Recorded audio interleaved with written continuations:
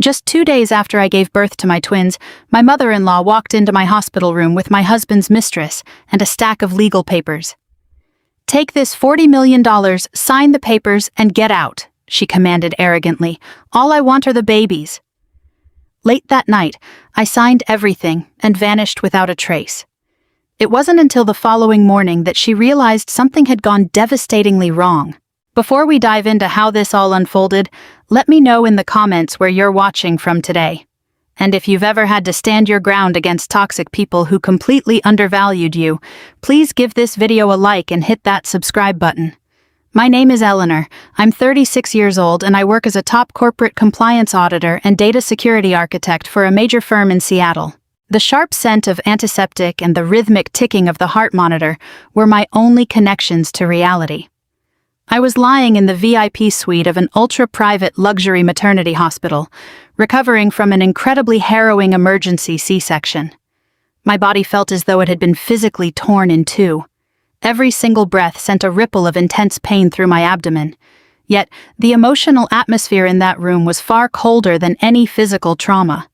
48 hours earlier, I had fought with everything I had to bring two beautiful, healthy twins into the world, a boy and a girl. Right now, they were sleeping peacefully in two bassinet baskets right beside my bed, wrapped tightly in soft blankets, completely unaware of the storm that was about to erupt in this very room. Suddenly, the heavy solid wood door was thrown open without a single warning knock. The abrupt noise made me flinch instinctively, my hands tightening around the thin hospital blanket. My mother-in-law, Victoria, strode into the room like an arrogant general inspecting conquered territory. She wore an incredibly luxurious, custom-tailored cashmere coat, her back perfectly straight, her meticulously maintained face radiating pure disdain. She wasn't alone. Stepping in right behind her was my husband, Julian. He was 38 years old, but in front of his mother he always acted like a timid schoolboy who had just been scolded. And tightly holding his arm, exuding an air of arrogant possessiveness, was Sienna. Sienna was 26 and she was Julian's mistress. Victoria didn't ask how I was feeling. She didn't even bother looking over at the bassinets to check on her newborn grandchildren. Instead, she walked straight to my bedside and threw a thick stack of legal documents directly onto my lap. The heavy papers landed squarely on my tender abdomen, but I didn't make a sound. I just silently watched this woman, who had spent the last 5 years turning my life into a living hell. "Julian is filing for an immediate dissolution of marriage," Victoria announced. Her voice was cold and clinical, echoing off the sterile white walls of the room. She reached into her priceless luxury bag, pulled out a brand-new bank-certified bearer bond and an irrevocable trust transfer deed, and slid them onto the plastic tray table over my bed. The figure written on it was $40 million. "Take the money, sign the paperwork, transfer absolute custody of the twins to Julian and Sienna, and get out of our sight," Victoria ordered. She leaned down, her perfectly manicured nails gripping the bedrail. "To a family like ours, holding the lifeblood of a Pacific Northwest shipping empire, you are nothing more than a cheap incubator. We have no use for you anymore, Eleanor." I looked past Victoria and locked eyes with Julian. This was the man I had sworn to marry, the man who promised to stand by me in sickness and in health. Now he refused to look me in the eye. He stared down at the slip-resistant hospital floor, shifting his weight uneasily from one foot to the other. "Julian," I said calmly, keeping my voice completely level, "is this really how you want to handle this?" He finally raised his head, but there wasn't a hint of regret on his face. Instead, he immediately put up a defensive front. "Don't make this ugly, Eleanor," he snapped, stepping out from behind his mother. "Deep down, you know you're too obsessed with your data codes and compliance reports to ever be a real mother. Sienna is ready to step in and give these children the affection they deserve. Just like last year, when you completely skipped our anniversary dinner for some federal anti-money laundering audit. You lack maternal instinct, and my children need a mother who will actually be there for them." His words were carefully calculated to manipulate me emotionally, to make me believe that my dedication to my career was an unforgivable flaw. This was his usual tactic. For years, Julian had used my high-pressure job as a corporate compliance auditor to excuse his own incompetence and betrayals. Whenever he broke a promise to me, he blamed my work schedule. Whenever he sought validation from other women, he claimed I was too cold and rational to meet his emotional needs. But I had known about Sienna for 9 months. I had already tracked the mysterious massive credit card charges hidden inside his private encrypted accounts, the weekend reservations at luxury resorts, and the expensive jewelry purchases. My profession had taught me long ago that numbers never lie, even when a husband does. Throughout my long, high-risk pregnancy, I had been quietly preparing for this exact moment with absolute precision. Sienna stepped forward, a smug, triumphant smile playing on her lips.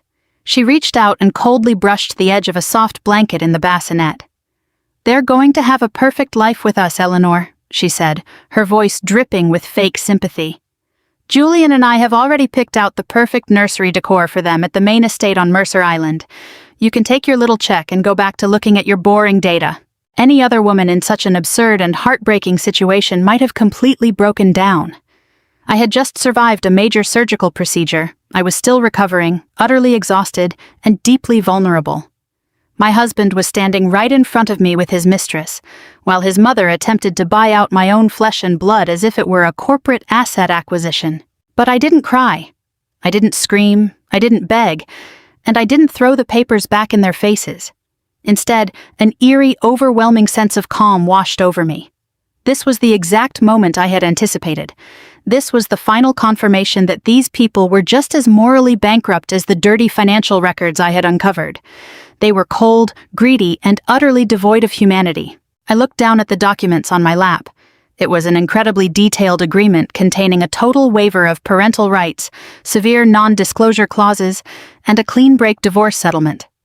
Slowly, I raised my head to meet Victoria's expectant gaze.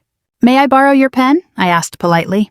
Victoria looked taken aback for a split second by my lack of resistance, but she quickly recovered her arrogant posture. She pulled a heavy custom Mont Blanc pen from her pocket and handed it to me with a victorious smirk. I uncapped the pen and began signing my name on the dotted line.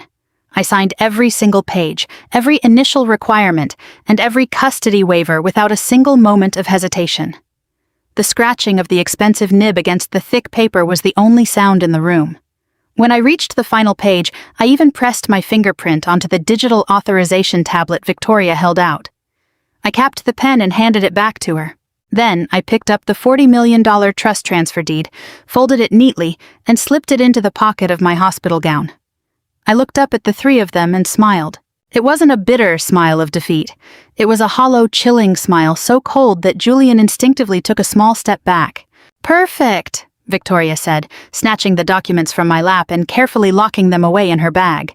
"This was much easier than I anticipated." She turned to Julian and Sienna. "You two go celebrate. We'll come back tomorrow morning to pick up the children once she is officially discharged." With one final look of utter disgust, Victoria turned and marched out of the room, her expensive coat billowing behind her. Julian and Sienna followed close behind without looking back once, leaving me entirely alone in the quiet hospital suite. The heavy wooden door clicked shut, locking me in with the steady rhythm of the heart monitor and the soft, gentle breathing of my newborns. The very second I was certain they were gone, my demeanor completely transformed. I threw off the hospital blanket, ignoring the sharp, stinging pain in my abdomen. Leaning over, I skillfully disconnected the local network node for the security cameras covering my floor. Then, I carefully pulled out my IV line, pressing a piece of gauze tightly against the back of my hand to stop the bleeding. My movements were precise and decisive, completely overriding the physical limitations of my recovering body. I grabbed an encrypted satellite phone from the nightstand and dialed an unlisted number. It rang only once before a deep male voice answered. "Initiate Plan 0, I said, my voice firm and commanding. "We leave via the medical waste freight elevator in exactly 5 minutes. Have the transport team ready in the basement loading zone." "Copy that," the voice replied instantly. I carefully secured my babies inside insulated travel carriers, ensuring they were warm, safe, and protected. The hallway outside was dead silent because I had just triggered a false critical care emergency alert in the hospital system, drawing all the night shift nurses to the opposite end of the ward. I slipped out of the room and moved noiselessly down the corridor toward the designated freight elevator. My private security team, a group I had hired months ago using untraceable cryptocurrency, was waiting exactly where they had promised, down to the second. A tall man in a dark windbreaker nodded to me, taking the heavy travel bag from my shoulder while I held my babies tightly against my chest. We descended to the underground loading dock completely unopposed, without encountering a single soul along the way. The cold midnight Seattle rain hit my face as I stepped into the heavily armored SUV that was waiting for us. As the vehicle pulled away from the hospital and navigated through the quiet city streets, I held my children close.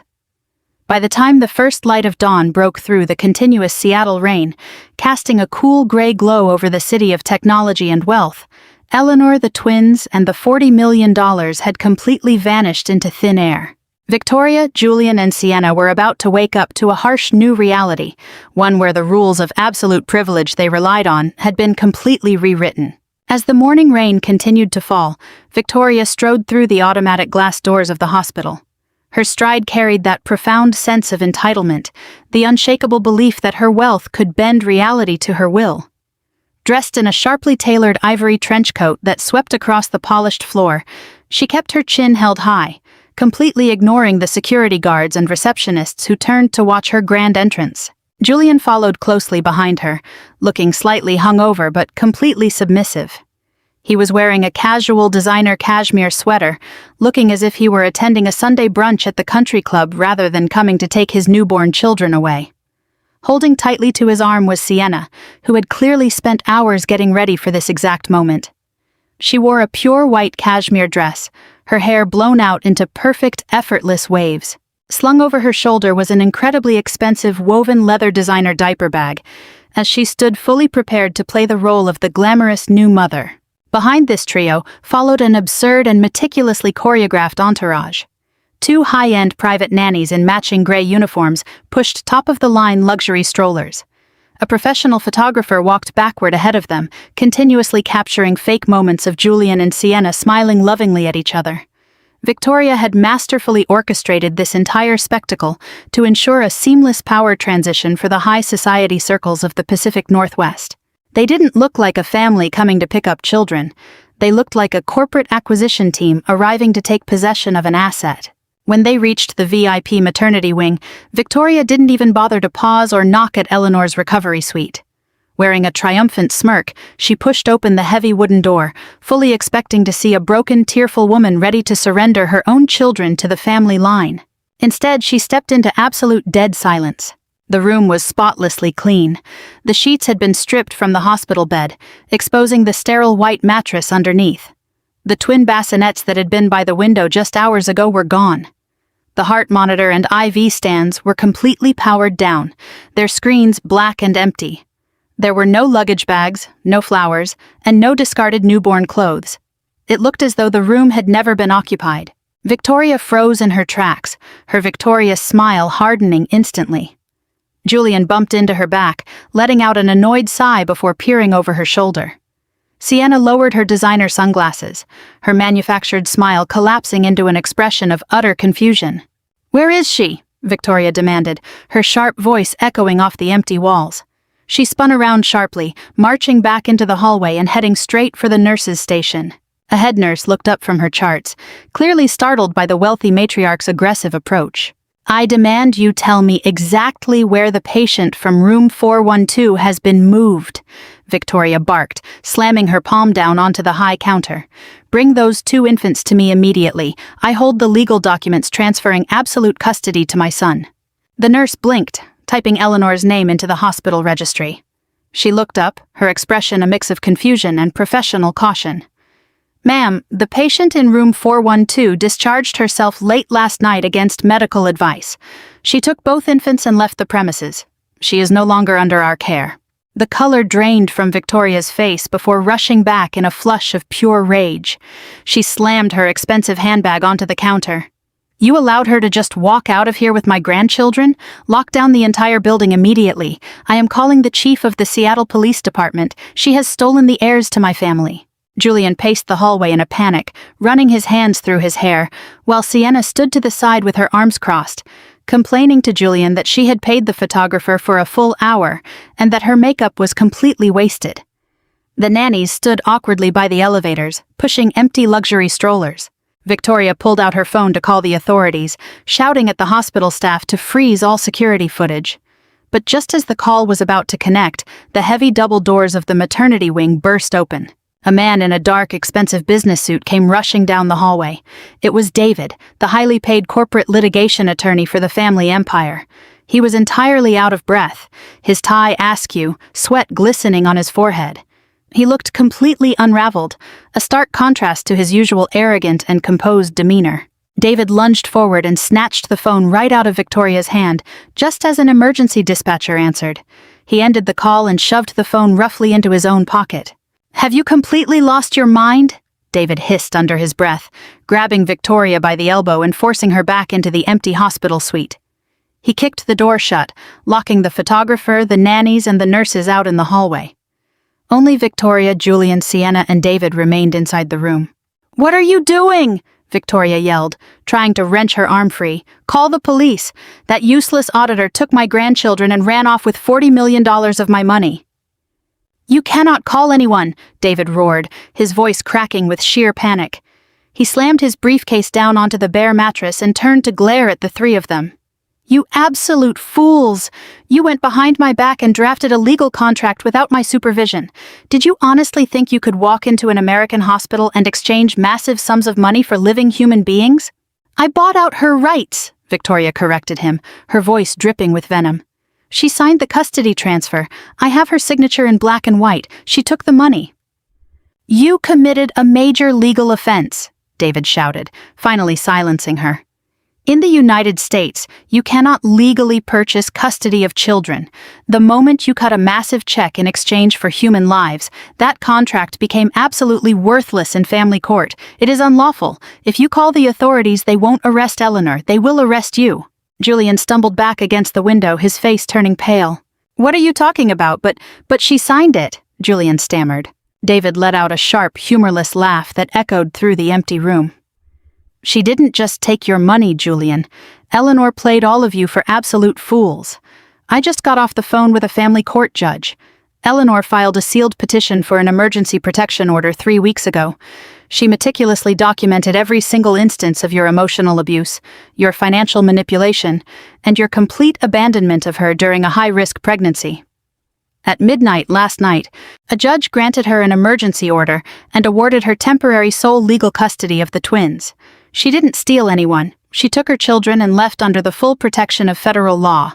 Julian's shock quickly morphed into the childish rage of a man who had never been told no in his entire life. He snatched his phone from his pocket, his hands shaking as he dialed Eleanor's number. It went straight to voicemail. Gripping the phone until his knuckles turned white, he began recording a furious, erratic message. "You're playing the exact same game you played last Thanksgiving when I took Sienna to Paris, and you froze my credit cards," Julian yelled into the phone, completely exposing his own cowardice. "You think you can just run away with my children? You are nothing without my family name. Call me back right now or I swear I will make your life a living hell." He slammed the phone down, shoved it back into his pocket, and paced the room like a toddler throwing a tantrum. The voice message didn't make him look powerful. It merely confirmed what Eleanor had known for nearly a year. She had known about the affair all along. She had known about the secret trips to Paris. Freezing his accounts at Thanksgiving had been a deliberate test of her digital access, a test Julian was too foolish to realize was part of a much larger trap. Refusing to accept defeat, Victoria adjusted the lapels of her trench coat and drew herself up to her full height. The initial shock faded, replaced by her usual disdain and arrogance. She let out a dry, dismissive scoff that left David staring at her in disbelief. "You are all making a mountain out of a molehill," Victoria said, adjusting the diamond-encrusted luxury watch on her wrist. "She is just an ordinary auditor playing a game she cannot win. She thinks she can run away with my money and spend her life hiding. Let her play with her ridiculous protection order. It doesn't matter. I will call the bank right now and freeze that $40 million digital token. By tomorrow morning she will be penniless and desperate. She will come crawling back on her knees begging me to take the children." She pulled a sleek backup satellite phone from her coat pocket. "I am calling Gregory right now," Victoria boasted.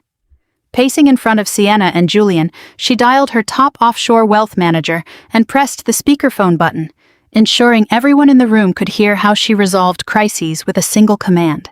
The phone rang twice before Gregory answered. His voice came through the speaker, but he no longer sounded like his usual smooth, flattering self.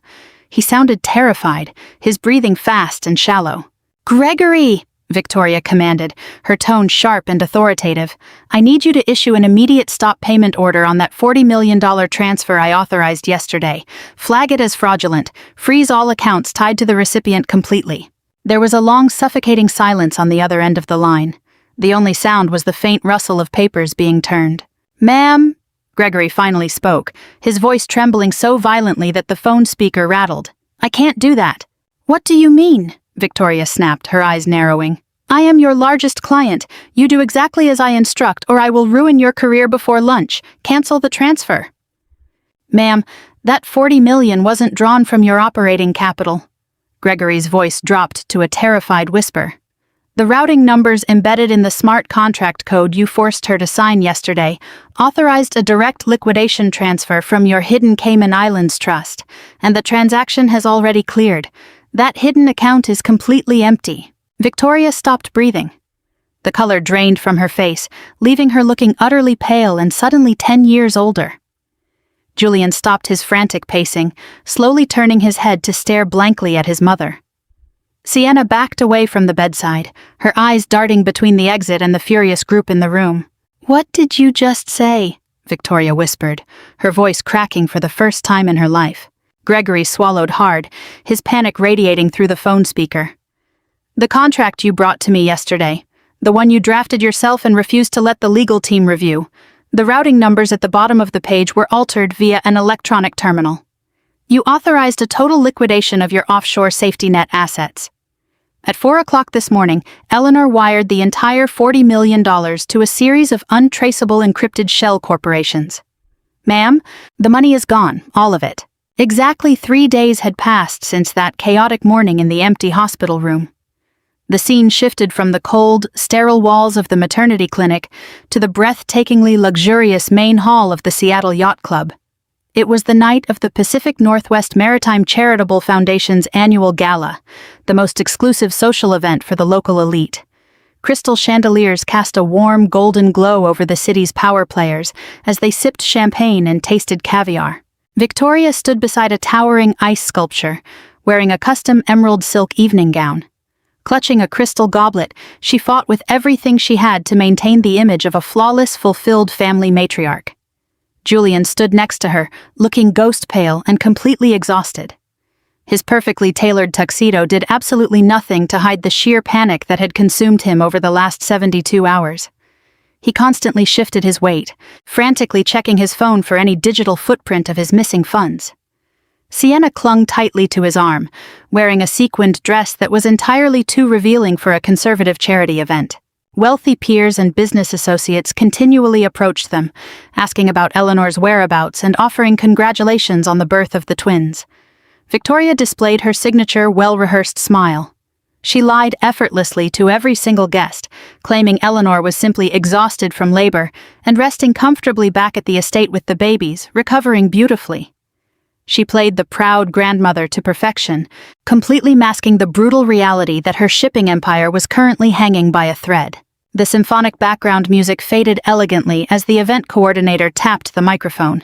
It was time for the opening remarks. Victoria walked toward the center of the stage, the crowd respectfully parting to make a path for her. She loved this part of the evening. She thrived on the attention, the authority, and the intoxicating feeling of holding the entire room in the palm of her hand. She adjusted the microphone and began her speech, speaking grandly about legacy, family honor, and the deep importance of charitable giving. Right in the middle of her remarks about moral responsibility and supporting the next generation, a heavy, chaotic murmur suddenly rippled through the back of the main hall. Heads began to turn, one after another. The heavy oak doors at the top of the grand staircase were thrown wide open. The murmur quickly escalated into audible gasps that traveled through the crowd like a tidal wave. Victoria stopped mid-sentence, her eyes tracking the gaze of her distracted guests. Eleanor stood at the very top of the stairs. She looked absolutely nothing like a woman who had just survived major abdominal surgery, nor did she look like a panicked mother on the run. She wore a stunning, deep emerald velvet evening gown that perfectly complemented her posture. Her hair was pulled back into a sleek, elegant bun, and her demeanor was absolutely unshakable, radiating pure steel.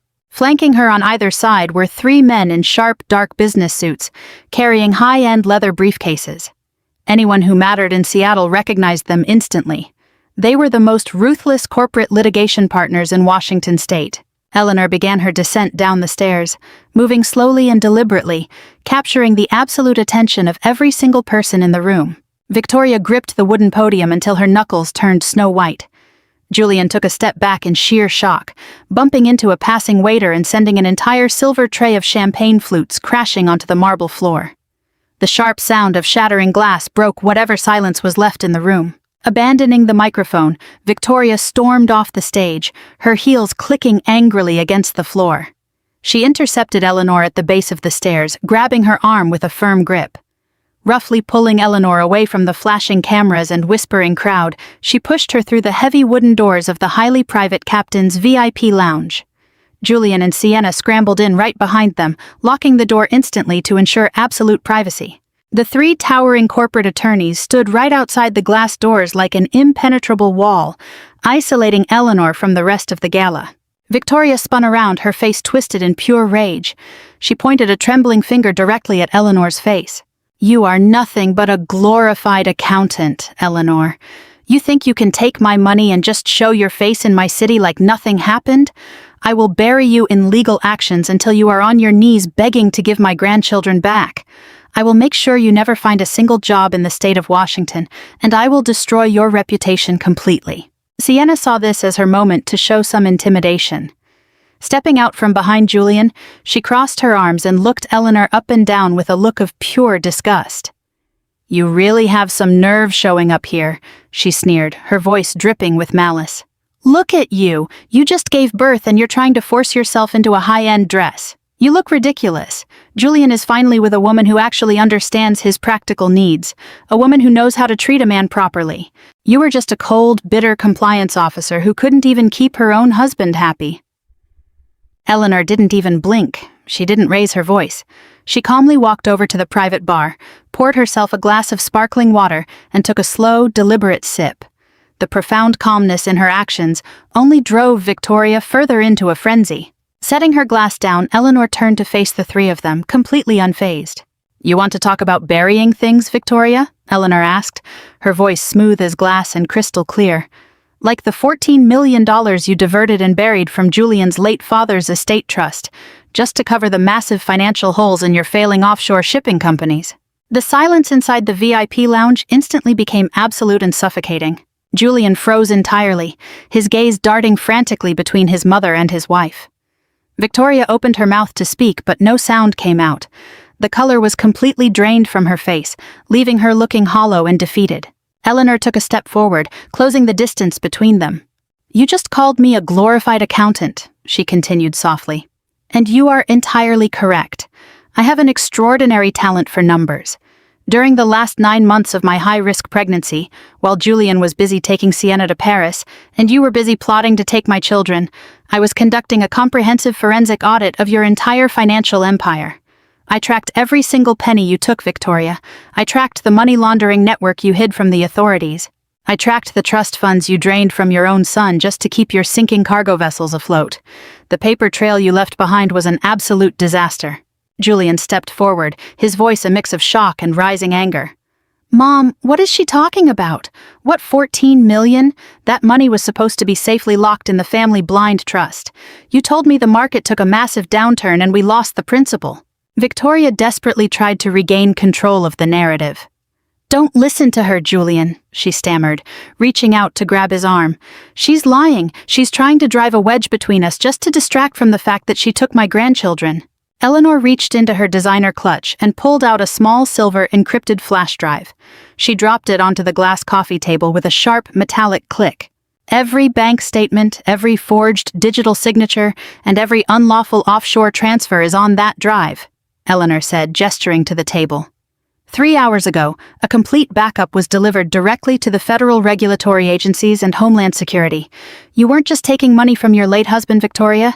You were defrauding government-regulated systems, and they don't look kindly on massive tax evasion and corporate fraud. The fragile alliance between the group crumbled in an instant. Julian looked at his mother with utter disgust, suddenly realizing that the wealth and status he had enjoyed his entire life was built on money taken directly from his own inheritance. He backed away, shaking his head in disbelief, wiping his hands on his trousers as if she were toxic. "You took money from me," he whispered, his voice broken. "You kept telling me Eleanor was the problem. You made me resent her, but you were robbing me blind the entire time." Sienna, realizing the severity of the situation, immediately backed away, putting distance between herself cross-room from Julian. The promise of endless wealth was dissolving right before her eyes, and she wanted absolutely no part in a federal criminal investigation. Victoria realized she was losing control of her son and her untouchable status. Complete panic set in, but her arrogant pride still drove her to prove her dominance to the world. She refused to be humiliated by a woman she considered far beneath her. Turning sharply on her heel, she stormed out of the VIP lounge, pushing past the attorneys and marching directly back into the main ballroom. The charity auction had just begun. The auctioneer was standing on the stage, passionately pitching a luxury European vacation package to the wealthy guests. Victoria needed the room to see her wealth. She needed to remind everyone who she was and reclaim their respect. She walked straight to the front of the stage and threw her hand high into the air. $200,000! She shouted, her voice cutting through the massive ballroom. The crowd let out a collective gasp, followed by polite applause for the record-breaking opening bid. Victoria offered a triumphant smile, pulling her signature black card from her clutch and slamming it down onto the auctioneer's table. "Run the card right now," she commanded, loud enough for the front rows to hear clearly. The auctioneer looked surprised, but quickly handed the heavy metal card to the financial coordinator sitting beside the stage. The entire room waited in breathless anticipation for the transaction to clear. Victoria turned to face the crowd, specifically looking for Eleanor to rub the victory in her face. Eleanor was standing elegantly near the door of the VIP lounge, holding her sparkling water with a serene expression. Several excruciating moments passed. The financial coordinator swiped the card a second time, his expression growing increasingly anxious. He typed frantically on his keyboard, then urgently whispered something to the auctioneer. The auctioneer cleared his throat, leaning heavily into the microphone, his face turning bright red with intense embarrassment. "I am terribly sorry, Victoria." The auctioneer's voice boomed through the quiet room, causing guests to lean forward. "The card has been declined." Victoria stared at him, her eyes wide with shock. "Run it again," she ordered, her voice turning sharp and frantic.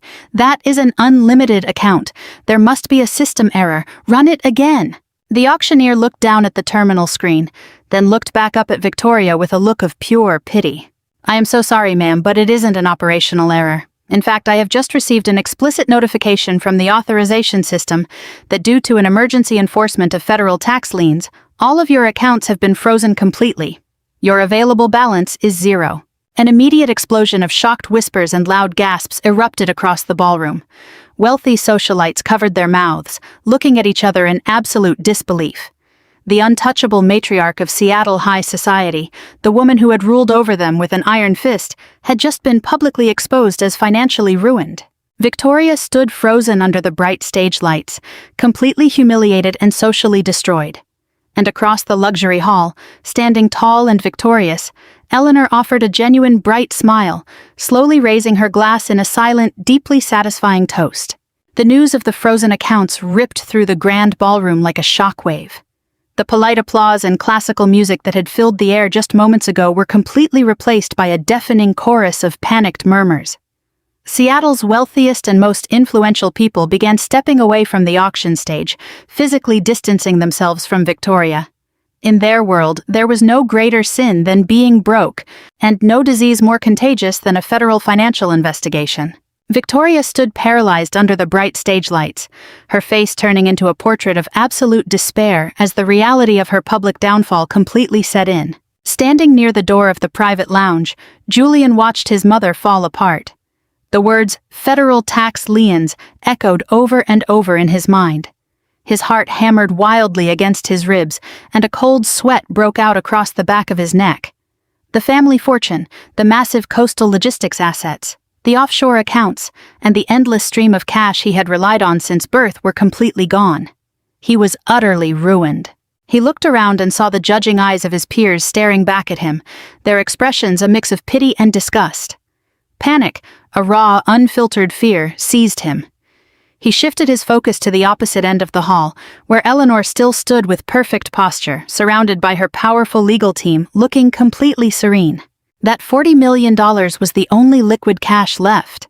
In his desperate, racing mind, that money belonged to him. It was his family inheritance, and Eleanor had taken it. Julian aggressively pushed past the stunned socialites, with Sienna following closely behind him. He marched straight toward Eleanor, his face flushed with anger and a desperate sense of entitlement. "You need to give that money back to me right now," Julian demanded, his voice shaking as he tried to project a pathetic sense of authority. "That is family funding, Eleanor. You manipulated my mother while she was under severe emotional distress. You used a hospital transfer to move assets, and that is wire fraud. You will either transfer every single penny of that $40 million back into my account right now, or I will personally have you detained before this gala ends." Eleanor didn't even blink. She calmly handed her glass of sparkling water to one of her attorneys. She looked at Julian with a profound, quiet pity, a look that infuriated him more than any insult ever could. "Family funding?" Eleanor repeated, her voice calm and remarkably clear, cutting right through the surrounding noise. "Which family funding are you referring to, Julian? Are you talking about the tens of millions your mother stole from your late father's estate? Or are you referring to the funds your mistress has been quietly siphoning from your personal accounts over the last 8 months? Julian froze, his angry speech dying in his throat. He blinked, staring at Eleanor in absolute confusion. He glanced back at Sienna, whose face had turned completely pale as her eyes repeatedly darted toward the ballroom exit. "What are you talking about?" Julian asked, his voice dropping to an uncertain murmur. Eleanor signaled to her lead attorney, who stepped forward and handed her a thick manila folder. Eleanor dropped the folder onto the high-top cocktail table between them. The heavy slap of the documents against the glass surface made Julian flinch. "Did you honestly think my forensic audit stopped with Victoria?" Eleanor asked, tilting her head slightly. "Once I uncovered the irregularities in the main holding company, I decided to take a look into your personal accounts as well. I originally just wanted to see how much of our marital assets you were wasting on your lavish weekend trips, but what I found was far more interesting." Eleanor opened the folder, spreading several printed bank statements and wire logs across the table, each meticulously highlighted and annotated. "You gave Sienna full access to your platinum credit card and your secondary checking account," Eleanor explained, her tone as clinical as a college professor delivering a lecture. "You believed she was spending that money on shopping sprees and luxury spas, but in reality she has been systematically moving tens of thousands of dollars every week into a shell company registered in Delaware." Julian stared blankly at the highlighted numbers, his brain struggling to process the massive amounts of money draining from his accounts. "I tracked that shell company," Eleanor continued. "It belongs to a core executive at a rival maritime conglomerate in Vancouver. According to the reports from the private investigators I hired, this wasn't just asset siphoning, it was a deep corporate leak." "You see, Julian, Sienna isn't a naive young girl captivated by your charm. She is a serial corporate operative and fraudster. She targets wealthy, deeply insecure heirs who constantly need external validation. She plays the role of the loving, devoted partner, drains your accounts, gathers core business intelligence, and funnels the benefits back to her true employers. To her, you were just an incredibly easy target." Julian felt the air leave his lungs entirely. He slowly turned to look at Sienna, expecting her to burst into tears. He expected her to furiously deny the allegations, call Eleanor a liar, and beg him to believe in their love. He needed her to tell him that their planned future, their beautifully decorated nursery, and the life they were supposed to build together were real. Instead, Sienna just looked down at the bank statements on the cocktail table. She didn't look sad, and she didn't look offended. Her shoulders relaxed, her posture shifted, and the sweet, adoring mask she had worn for a year completely dissolved. She let out a short, humorless laugh that sounded like cracking ice. Sienna raised her head from the table, meeting Julian's pleading gaze.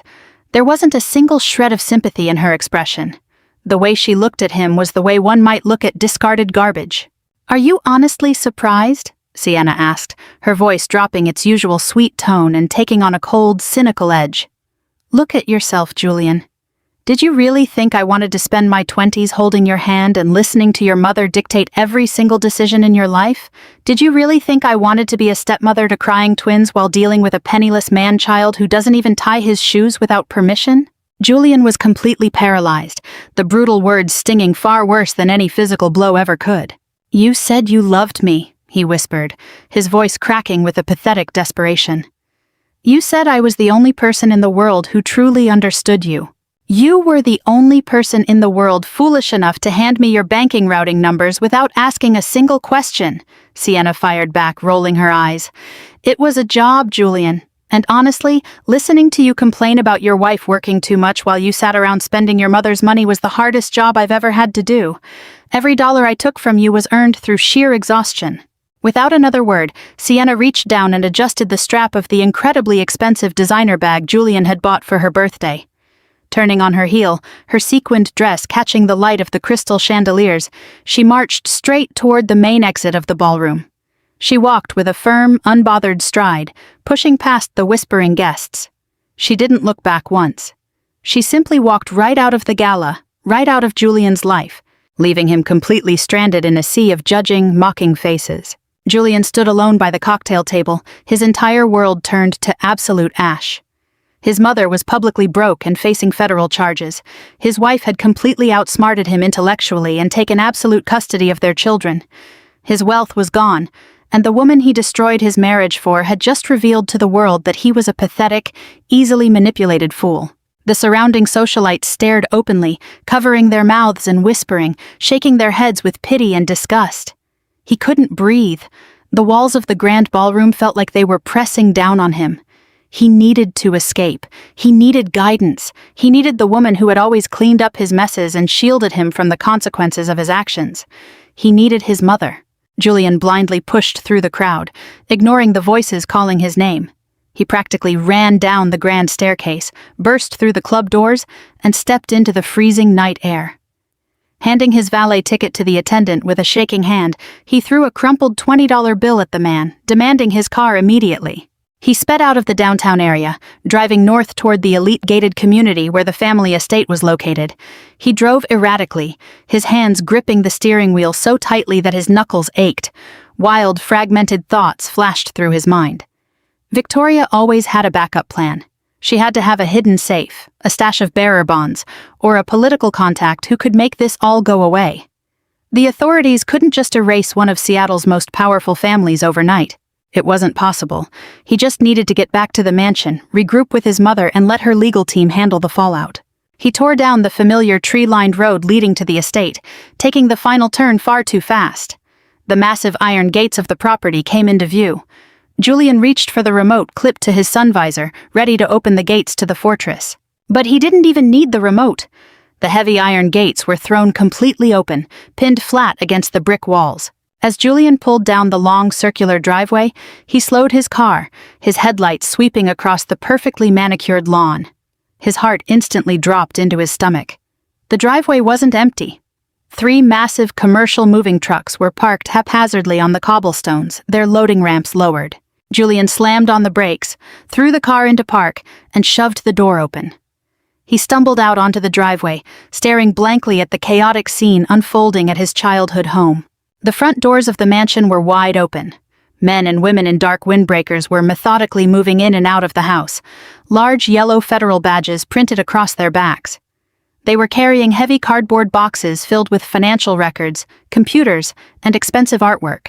Julian tried to rush toward the porch, but a tall, serious-looking agent stepped directly into his path, raising a hand to signal him to stop. "You cannot go inside," the agent said, his voice carrying the absolute legal authority of the federal government. "This property is currently under federal jurisdiction."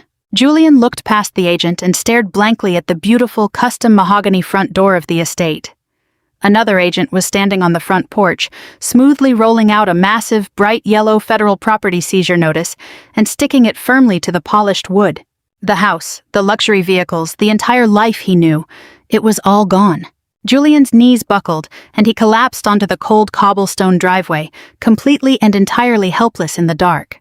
The harsh reality of that yellow federal seizure notice eventually forced Julian to crawl back into his sports car, his hands shaking so violently he could barely insert the key into the ignition. He spent the entire night shivering in the leather driver's seat under the garish fluorescent lights of a suburban venue, watching his phone battery slowly drain and die, along with every single option he thought he still had. By noon the following day, raw desperation drove him to search for the only person who had ever managed the details of his life with absolute brilliance. He borrowed a phone and used the very last of his cash to locate her exact whereabouts. Julian arrived at the address just before midday. It was an ultra-high-end glass skyscraper in downtown Seattle overlooking Puget Sound. In a building like this, residents possessed private elevator access, and the lobby looked more like a modern art museum than a residential entrance. Julian pushed through the revolving doors looking like a total vagrant.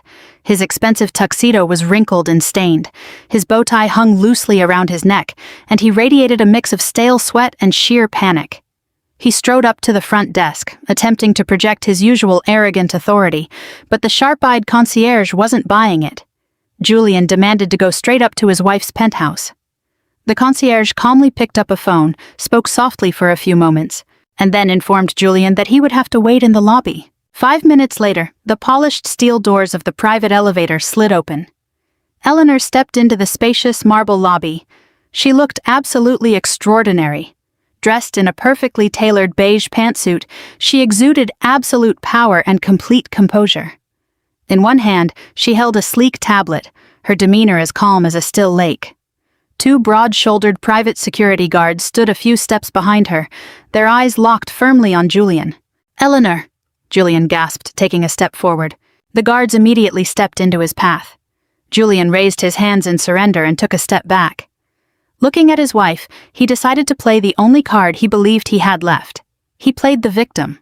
"Eleanor, please, you have to let me explain," Julian pleaded, his voice cracking as he gave the performance of a heartbroken man. "My mother completely lost her mind. I see it all clearly now. She manipulated me, Eleanor. She poisoned my mind against you. And Sienna, she was a fraud, a commercial operative who just used me. I was blind and foolish. But I'm awake now. I've cut them both off. I want to come home. I want to be a real husband to you. I want to see my son and daughter. Please, just let me see our children." Eleanor didn't soften. She didn't take a single step toward him. She watched him with the clinical detachment of a scientist observing a pathetic specimen under a microscope. "You have no home with me, Julian," Eleanor's voice echoed clearly through the polished lobby. "And you certainly do not have a son or daughter. The moment you stood by and let your mother throw that $40 million check onto my hospital bed, you willingly surrendered your rights." Julian felt his desperate act crumble. Realizing his begging was completely useless, his deep-rooted sense of privilege immediately took over. His face flushed a dark, angry red. The weeping husband instantly vanished, replaced by the vicious bully hiding beneath his skin. "You can't do this to me," Julian roared, pointing a shaking finger directly at her face. "You cannot keep a father from his own flesh and blood. You think you won just because you handed over some banking statements to the authorities? You think you ruined my mother? My family built the maritime industry in this city, Eleanor. Do you honestly think a temporary tax lien is going to stop us?" He took a massive step forward, completely ignoring the warning glares from the guards. "We still have judges on speed dial," Julian threatened, his voice bouncing off the high ceilings. "I will drag you into family court so fast it will make your head spin. My mother will file for grandparents' rights. We will build a perfect case against you. We will tell the judge about the disappearance act you pulled at the hospital. We will paint you as a mentally unstable woman suffering from postpartum distress who took my children in the middle of the night. By Friday, I will have a mandatory custody order, and you will be completely ruined." Eleanor didn't argue with him. She didn't raise her voice to match his erratic screaming. She simply let out a long, exhausted sigh. "You really should have been more careful with the digital sync in your sports car, Julian," Eleanor said, her tone almost conversational. "When you connected your phone to the vehicle's network, it automatically backed up all audio logs to the family's master cloud account, the one I personally established and monitor." Julian froze, his arms slowly dropping to his sides. "What are you talking about?" he demanded. With a gentle swipe of her finger, Eleanor unlocked her tablet. She adjusted the volume key and pressed play. A clear, undeniable audio recording began playing through the quiet lobby. It was Julian's own voice, recorded just 3 weeks prior. He sounded relaxed, laughing against the background hum of a car engine. "Once my mom pays Eleanor to leave, we'll just send the twins straight to a boarding school in Switzerland," Julian's lazy voice said on the recording. "I'm not changing diapers, Sienna. I'm not letting 2 infants ruin our fun. My mom just needs to ensure the family line continues. Once she has the kids, she'll triple my trust allowance, and we can finally buy that villa in Monaco." Eleanor tapped the screen, stopping the recording. An absolute dead silence followed. "You never cared about being a father, Julian," Eleanor stated, her voice dropping to a freezing, razor-sharp edge. "You never wanted those children. You complained throughout my entire 9-month pregnancy simply because it took the attention away from you. You didn't want to parenthood. You just wanted to keep Victoria happy so she would continue to fund your lazy, luxurious lifestyle. You treated my children as bargaining chips for your allowance." Julian was now sweating profusely. That recording was a lethal blow to any potential custody case he could ever try to build. Any family court judge in the state would throw him out the moment they heard him plotting to abandon newborns in a foreign country. He was entirely cornered, stripped of all his usual defenses. Panic gripped his chest, squeezing his lungs. He needed power. He needed a weapon to fight back against the woman who was dismantling his entire existence.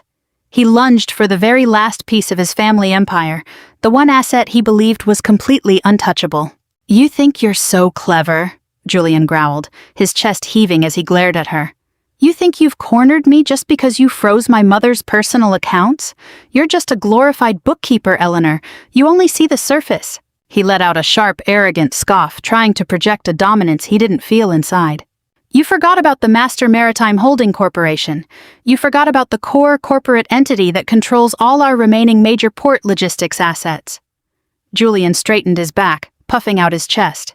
"The authorities can't touch that holding company because it is legally shielded by 3 separate tiers of offshore corporate trusts. It is an unbreakable fortress. My mother might be locked out of her personal cash, but I am still a primary voting board member of that entity." He pointed his finger at her once more, his eyes wide with frantic desperation. "I am calling an emergency shareholder meeting this afternoon.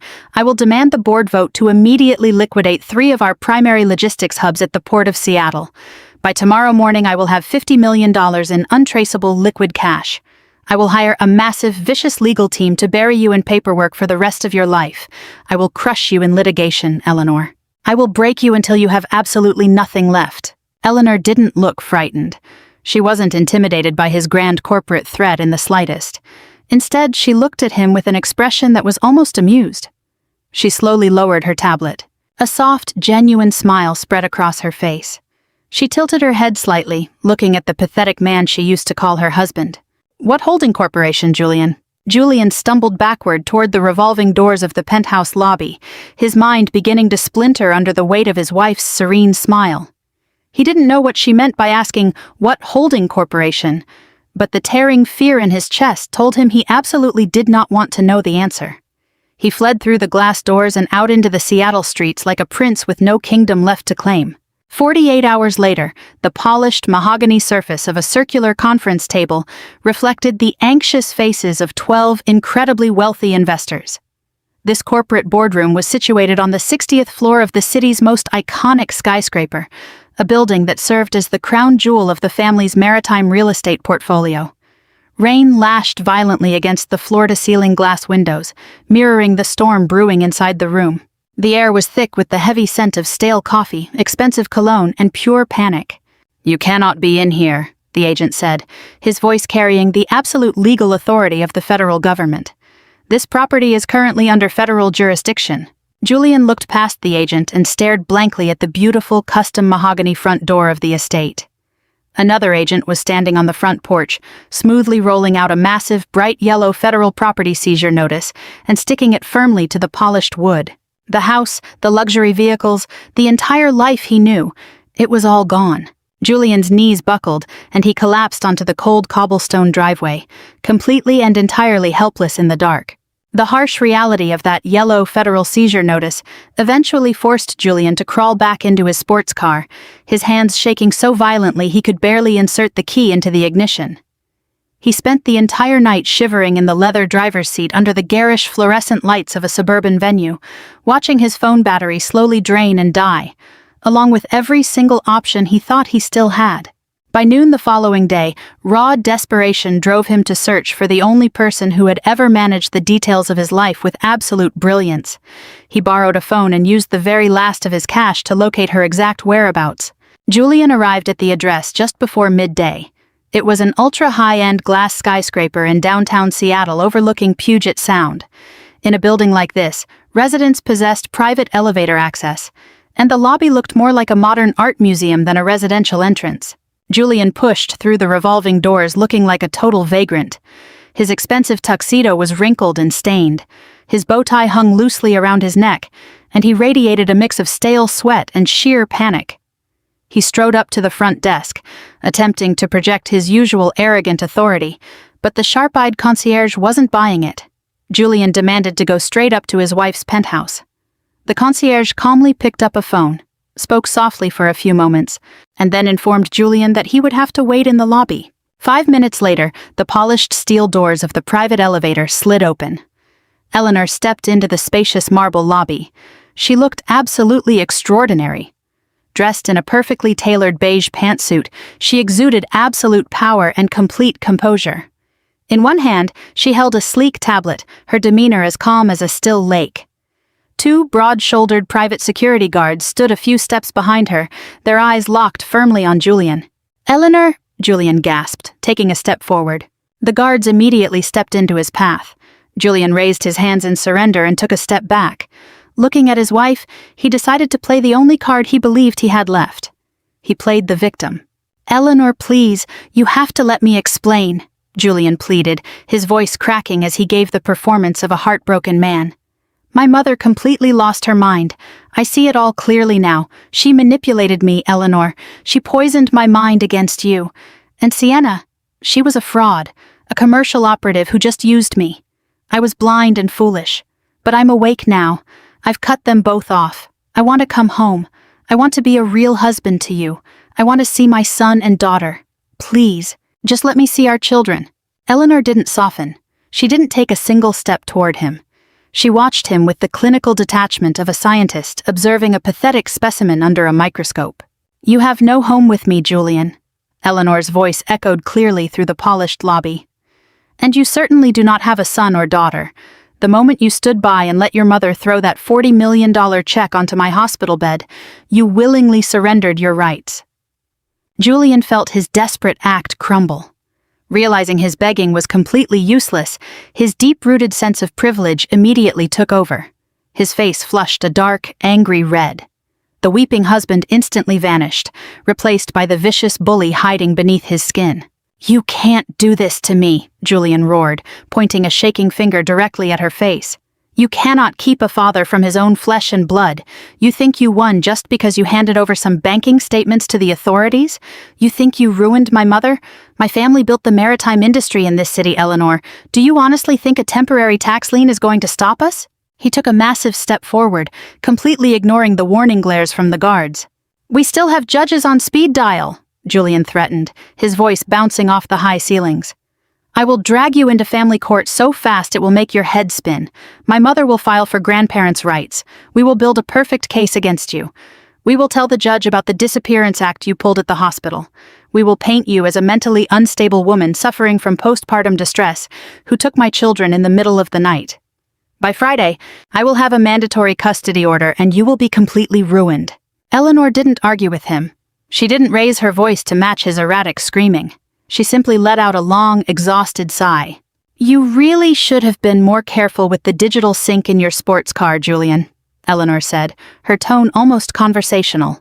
"When you connected your phone to the vehicle's network, it automatically backed up all audio logs to the family's master cloud account, the one I personally established and monitor."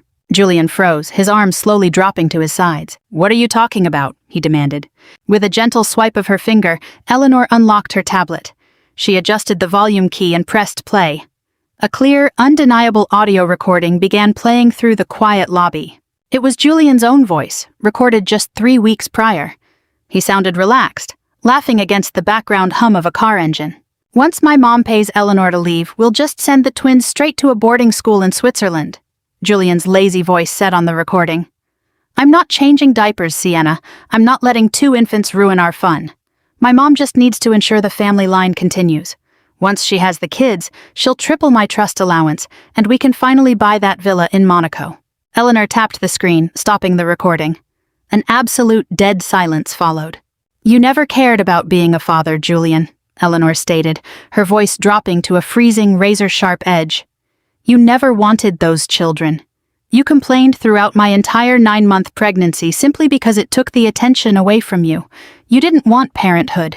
You just wanted to keep Victoria happy so she would continue to fund your lazy, luxurious lifestyle. You treated my children as bargaining chips for your allowance. Julian was now sweating profusely. That recording was a lethal blow to any potential custody case he could ever try to build. Any family court judge in the state would throw him out the moment they heard him plotting to abandon newborns in a foreign country. He was entirely cornered, stripped of all his usual defenses. Panic gripped his chest, squeezing his lungs. He needed power. He needed a weapon to fight back against the woman who was dismantling his entire existence. He lunged for the very last piece of his family empire. The one asset he believed was completely untouchable. You think you're so clever? Julian growled, his chest heaving as he glared at her. You think you've cornered me just because you froze my mother's personal accounts? You're just a glorified bookkeeper, Eleanor. You only see the surface. He let out a sharp, arrogant scoff, trying to project a dominance he didn't feel inside. You forgot about the Master Maritime Holding Corporation. You forgot about the core corporate entity that controls all our remaining major port logistics assets. Julian straightened his back, puffing out his chest. The authorities can't touch that holding company because it is legally shielded by 3 separate tiers of offshore corporate trusts. It is an unbreakable fortress. My mother might be locked out of her personal cash, but I am still a primary voting board member of that entity. He pointed his finger at her once more, his eyes wide with frantic desperation. I am calling an emergency shareholder meeting this afternoon. I will demand the board vote to immediately liquidate 3 of our primary logistics hubs at the Port of Seattle. By tomorrow morning, I will have $50 million in untraceable liquid cash. I will hire a massive, vicious legal team to bury you in paperwork for the rest of your life. I will crush you in litigation, Eleanor. I will break you until you have absolutely nothing left. Eleanor didn't look frightened. She wasn't intimidated by his grand corporate threat in the slightest. Instead, she looked at him with an expression that was almost amused. She slowly lowered her tablet. A soft, genuine smile spread across her face. She tilted her head slightly, looking at the pathetic man she used to call her husband. What holding corporation, Julian? Julian stumbled backward toward the revolving doors of the penthouse lobby, his mind beginning to splinter under the weight of his wife's serene smile. He didn't know what she meant by asking, "What holding corporation?" But the tearing fear in his chest told him he absolutely did not want to know the answer. He fled through the glass doors and out into the Seattle streets like a prince with no kingdom left to claim. 48 hours later, the polished mahogany surface of a circular conference table reflected the anxious faces of 12 incredibly wealthy investors. This corporate boardroom was situated on the 60th floor of the city's most iconic skyscraper, a building that served as the crown jewel of the family's maritime real estate portfolio. Rain lashed violently against the floor-to-ceiling glass windows, mirroring the storm brewing inside the room. The air was thick with the heavy scent of stale coffee, expensive cologne, and pure panic. Victoria stood at the head of that massive table. Just 12 hours prior, she had been released from a federal holding facility on bond. This brief brush with federal detention had stripped away some of her immaculate facade. The dark circles under her eyes were barely concealed by a thick layer of cosmetic powder, and her custom charcoal gray suit draped somewhat loosely on her frame. Yet she kept her chin held high, standing stiffly and projecting a desperate aura of invincibility. She was fighting for the rest of her life, and she knew the only way to survive was to overpower these 12 men with the sheer force of her iron will. "Gentlemen, we are currently facing a temporary liquidity squeeze," Victoria announced, her voice echoing off the glass walls with a well-trained sense of authority. She paced slowly behind her leather chair, deliberately making eye contact with the most hesitant investors. I will not insult your intelligence by pretending the last few days haven't been challenging. The federal tax liens are nothing more than an unfortunate bureaucratic misunderstanding. This is a temporary freeze that my legal team will untangle before the end of the quarter. An older investor near the back of the table cleared his throat, nervously adjusting his tie. Victoria, a federal seizure order on the family estate is not a simple misunderstanding. The market is absolutely terrified. Share prices in our subsidiaries are plummeting. We need liquid capital right now, or the banks will call in the leveraged loans on the port facilities. Victoria smiled. It was a sharp, predatory expression that didn't reach her eyes. Exactly, she agreed, smoothing the lapels of her suit jacket. And that is precisely why I called this emergency meeting. We need to liquidate. I propose an immediate sale of 3 of our primary logistics assets, including the very building we are standing in. A sharp, chaotic murmur immediately rippled through the boardroom. Several men sat forward, loudly protesting such a drastic measure.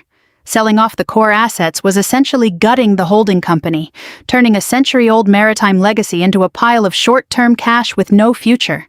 "Hear me out!" Victoria commanded, slamming her open palm flat against the mahogany table to force silence back into the room.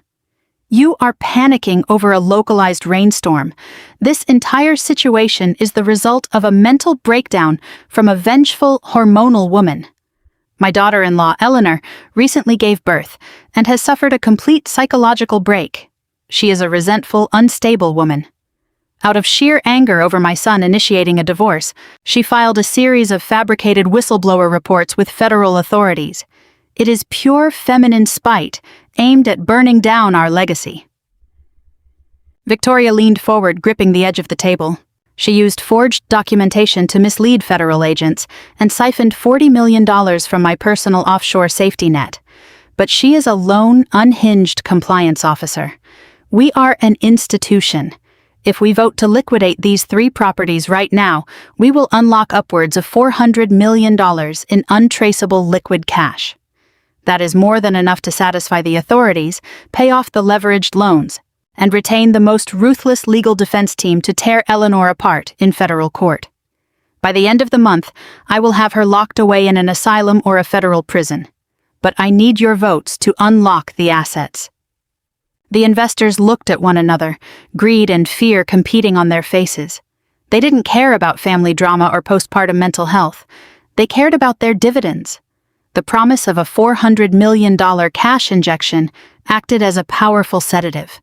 Victoria watched their hesitation turn into compliance. She had them. In the end, she always won.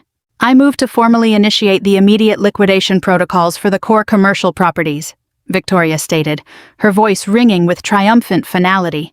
All those in favor, raise your hands. 3 hands went up immediately, then 4, then 7. Just as the 8th investor began to lift his arm, the heavy oak boardroom doors were thrown wide open with a deafening crash. The thick wood slammed violently against the soundproofed walls, causing the expensive artwork to rattle. Every head in the room snapped toward the entrance. Eleanor walked into the boardroom. Dressed in a perfectly tailored crimson business suit, her posture radiated a cold, untouchable authority. Her heels clicked rhythmically against the polished hardwood floor, breaking the stunned silence of the room. Flanking her on either side were 4 tall men in dark suits. These weren't ordinary litigation attorneys. They were the senior partners of the state's most elite corporate mergers and acquisitions division. Eleanor marched directly to the opposite end of the mahogany table. She didn't look at the investors. Her gaze was locked entirely on Victoria. When she reached the edge, she dropped a heavy, sleek titanium briefcase directly onto the polished wood. The dull thud sounded like a gunshot. Victoria felt the blood freeze in her veins, her triumphant smile twisting into a mask of pure, unadulterated fury. "What is the meaning of this?" Victoria shrieked, her voice cracking as it lost its carefully managed tone. She pointed a trembling finger toward the double doors. "Security! Get security up here right now! You have no right to be in this building, Eleanor. This is a closed emergency shareholder meeting for the Master Holding Corporation. You own 0 shares. You have no voting rights. You don't even have the legal standing to breathe the air in this room." Eleanor ignored the screaming entirely. She unlatched the titanium briefcase, clicking the locks open with slow, deliberate precision. Victoria marched around the table, her face flushed dark with rage. She turned to the stunned investors, attempting to reclaim the narrative. "Look at her!" Victoria shouted, gesturing wildly at Eleanor. "This is exactly the unstable behavior I was just warning you about. She is trespassing on private property. She has completely lost her mind." She snapped her venom back toward her daughter-in-law, her voice dripping with aristocratic disgust. "You are a nameless compliance officer who married into a legacy you couldn't possibly comprehend. You think because you siphoned a few $1,000,000 you get a seat at the adults' table? You are a middle-class calculator. Leave my boardroom right now before I have you detained for corporate espionage." Eleanor didn't argue. She didn't raise her voice. She didn't even look angry. She simply reached into her sleek briefcase and pulled out a digital tablet. She tapped the screen a few times, her movements carrying a serene elegance that made Victoria's erratic shouting look entirely unhinged. Eleanor reached for the display cable sitting in the center console of the mahogany table. She plugged it directly into her tablet. Automatically, the massive digital projection screen mounted behind Victoria let out a low hum. It descended slowly from the ceiling, completely blocking out the panoramic view of the Seattle skyline. The room fell into a cinematic dimness, illuminated only by the bright white light of the projector. The 12 wealthy investors turned their leather chairs toward the massive screen, their eyes wide with confusion. Victoria froze, slowly turning her head over her shoulder. Projected across the massive screen was a crystal-clear, high-definition legal scan. It was a contract, the exact custody transfer contract Victoria had drafted herself, the very document she had thrown onto Eleanor's sterile hospital bed days prior in her arrogant attempt to buy her newborn grandchildren for $40 million. Victoria stared at the image, the breath catching in her throat. She recognized her own bold, aggressive signature at the bottom of the page, sitting right next to Eleanor's neat, precise script. She recognized the offshore routing numbers she had manually altered to ensure the funds cleared from her secret Cayman Islands trust. Eleanor stood at the head of the table, bathed in the glow of the projector. She looked at Victoria with an expression of mild, polite disappointment. "You really should have read the contract before you signed it, Victoria," Eleanor said, her voice cutting clearly through the silent boardroom. Eleanor tapped her tablet screen. The projected image zoomed in rapidly, blurring the top paragraphs and bringing the fine print at the absolute bottom of the document into sharp focus. It was a clause buried beneath layers of dense, obscure legal jargon, a section Victoria had completely skipped over in her arrogant rush to secure the family bloodline. Victoria narrowed her eyes at the massive text, reading the words silently. Her lips moved, piecing together the legalese, but her brain refused to process the devastating reality of what she was witnessing. The blood began to roar in her ears. Eleanor slid her finger across the tablet, highlighting the specific paragraph in a harsh neon yellow that made it unmistakable to every investor in the room.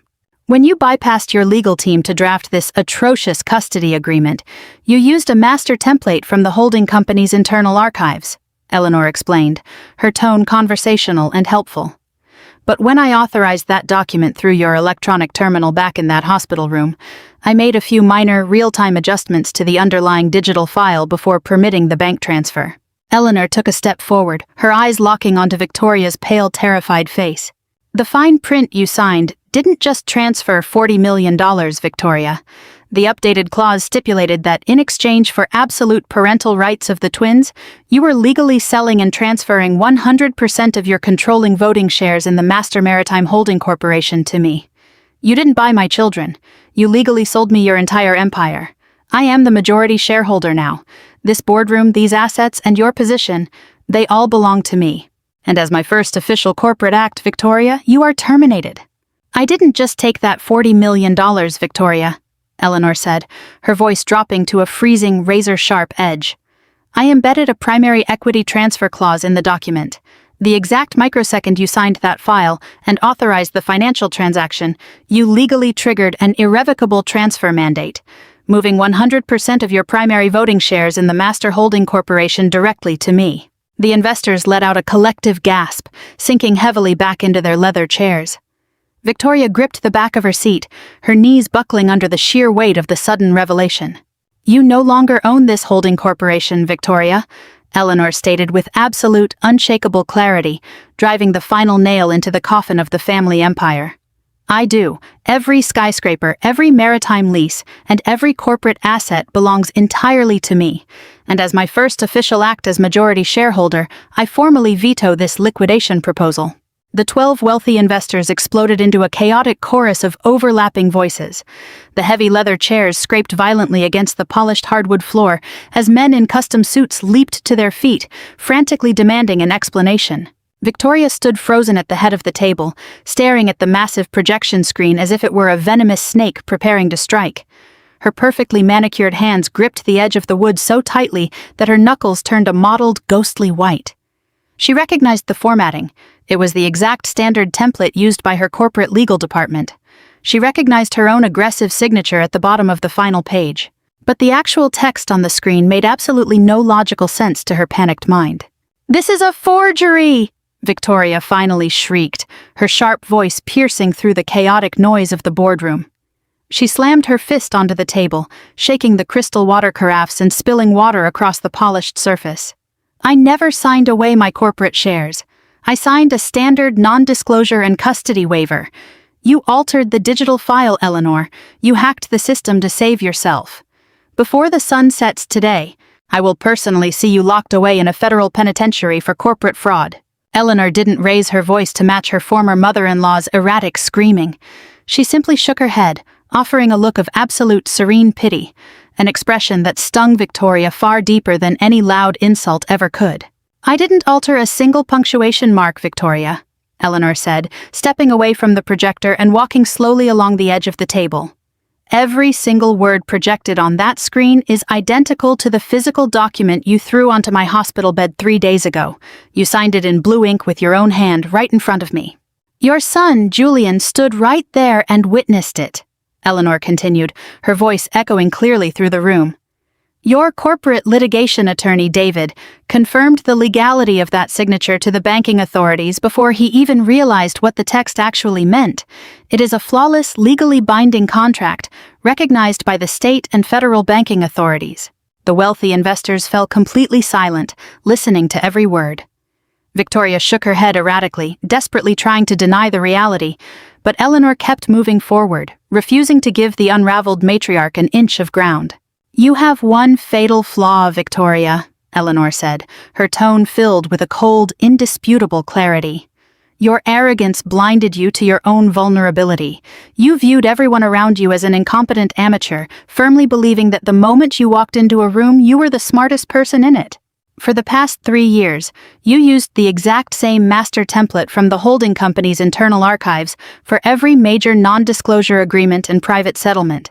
You stopped reading the actual text because you took it for granted that you already knew every word of it." Eleanor stopped pacing and leaned forward, placing both hands flat on the polished mahogany table directly opposite Victoria. She locked her eyes onto the older woman's terrified gaze. "6 weeks ago, when I realized you intended to use my unborn children as leverage to control Julian, I used my executive audit access to enter the secure servers," Eleanor explained. "I found your favorite master template, and I made a few critical adjustments. I rewrote the boilerplate sections regarding financial compensation. I replaced the standard non-disclosure clauses with an irrevocable business asset transfer." The color drained entirely from Victoria's face, leaving behind a sickly ashen gray. Her knees gave out slightly, forcing her to grip the heavy chair back just to keep from collapsing to the floor. "You knew I would use that template?" Victoria whispered, her voice hollow and trembling as the terrifying reality set in. Eleanor gave a single firm nod. "I knew you wouldn't be able to resist the temptation to handle this transaction personally," Eleanor explained, her tone ice cold. "Your litigation attorneys are the top minds in Seattle. If you had let them review the final printed draft, they would have caught the equity transfer clause in 3 seconds. They would have stopped you instantly. But your ego wouldn't allow that.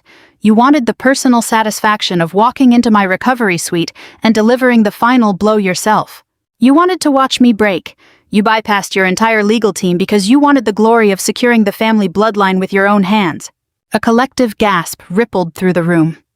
The wealthy investors looked at Victoria with expressions of absolute disgust.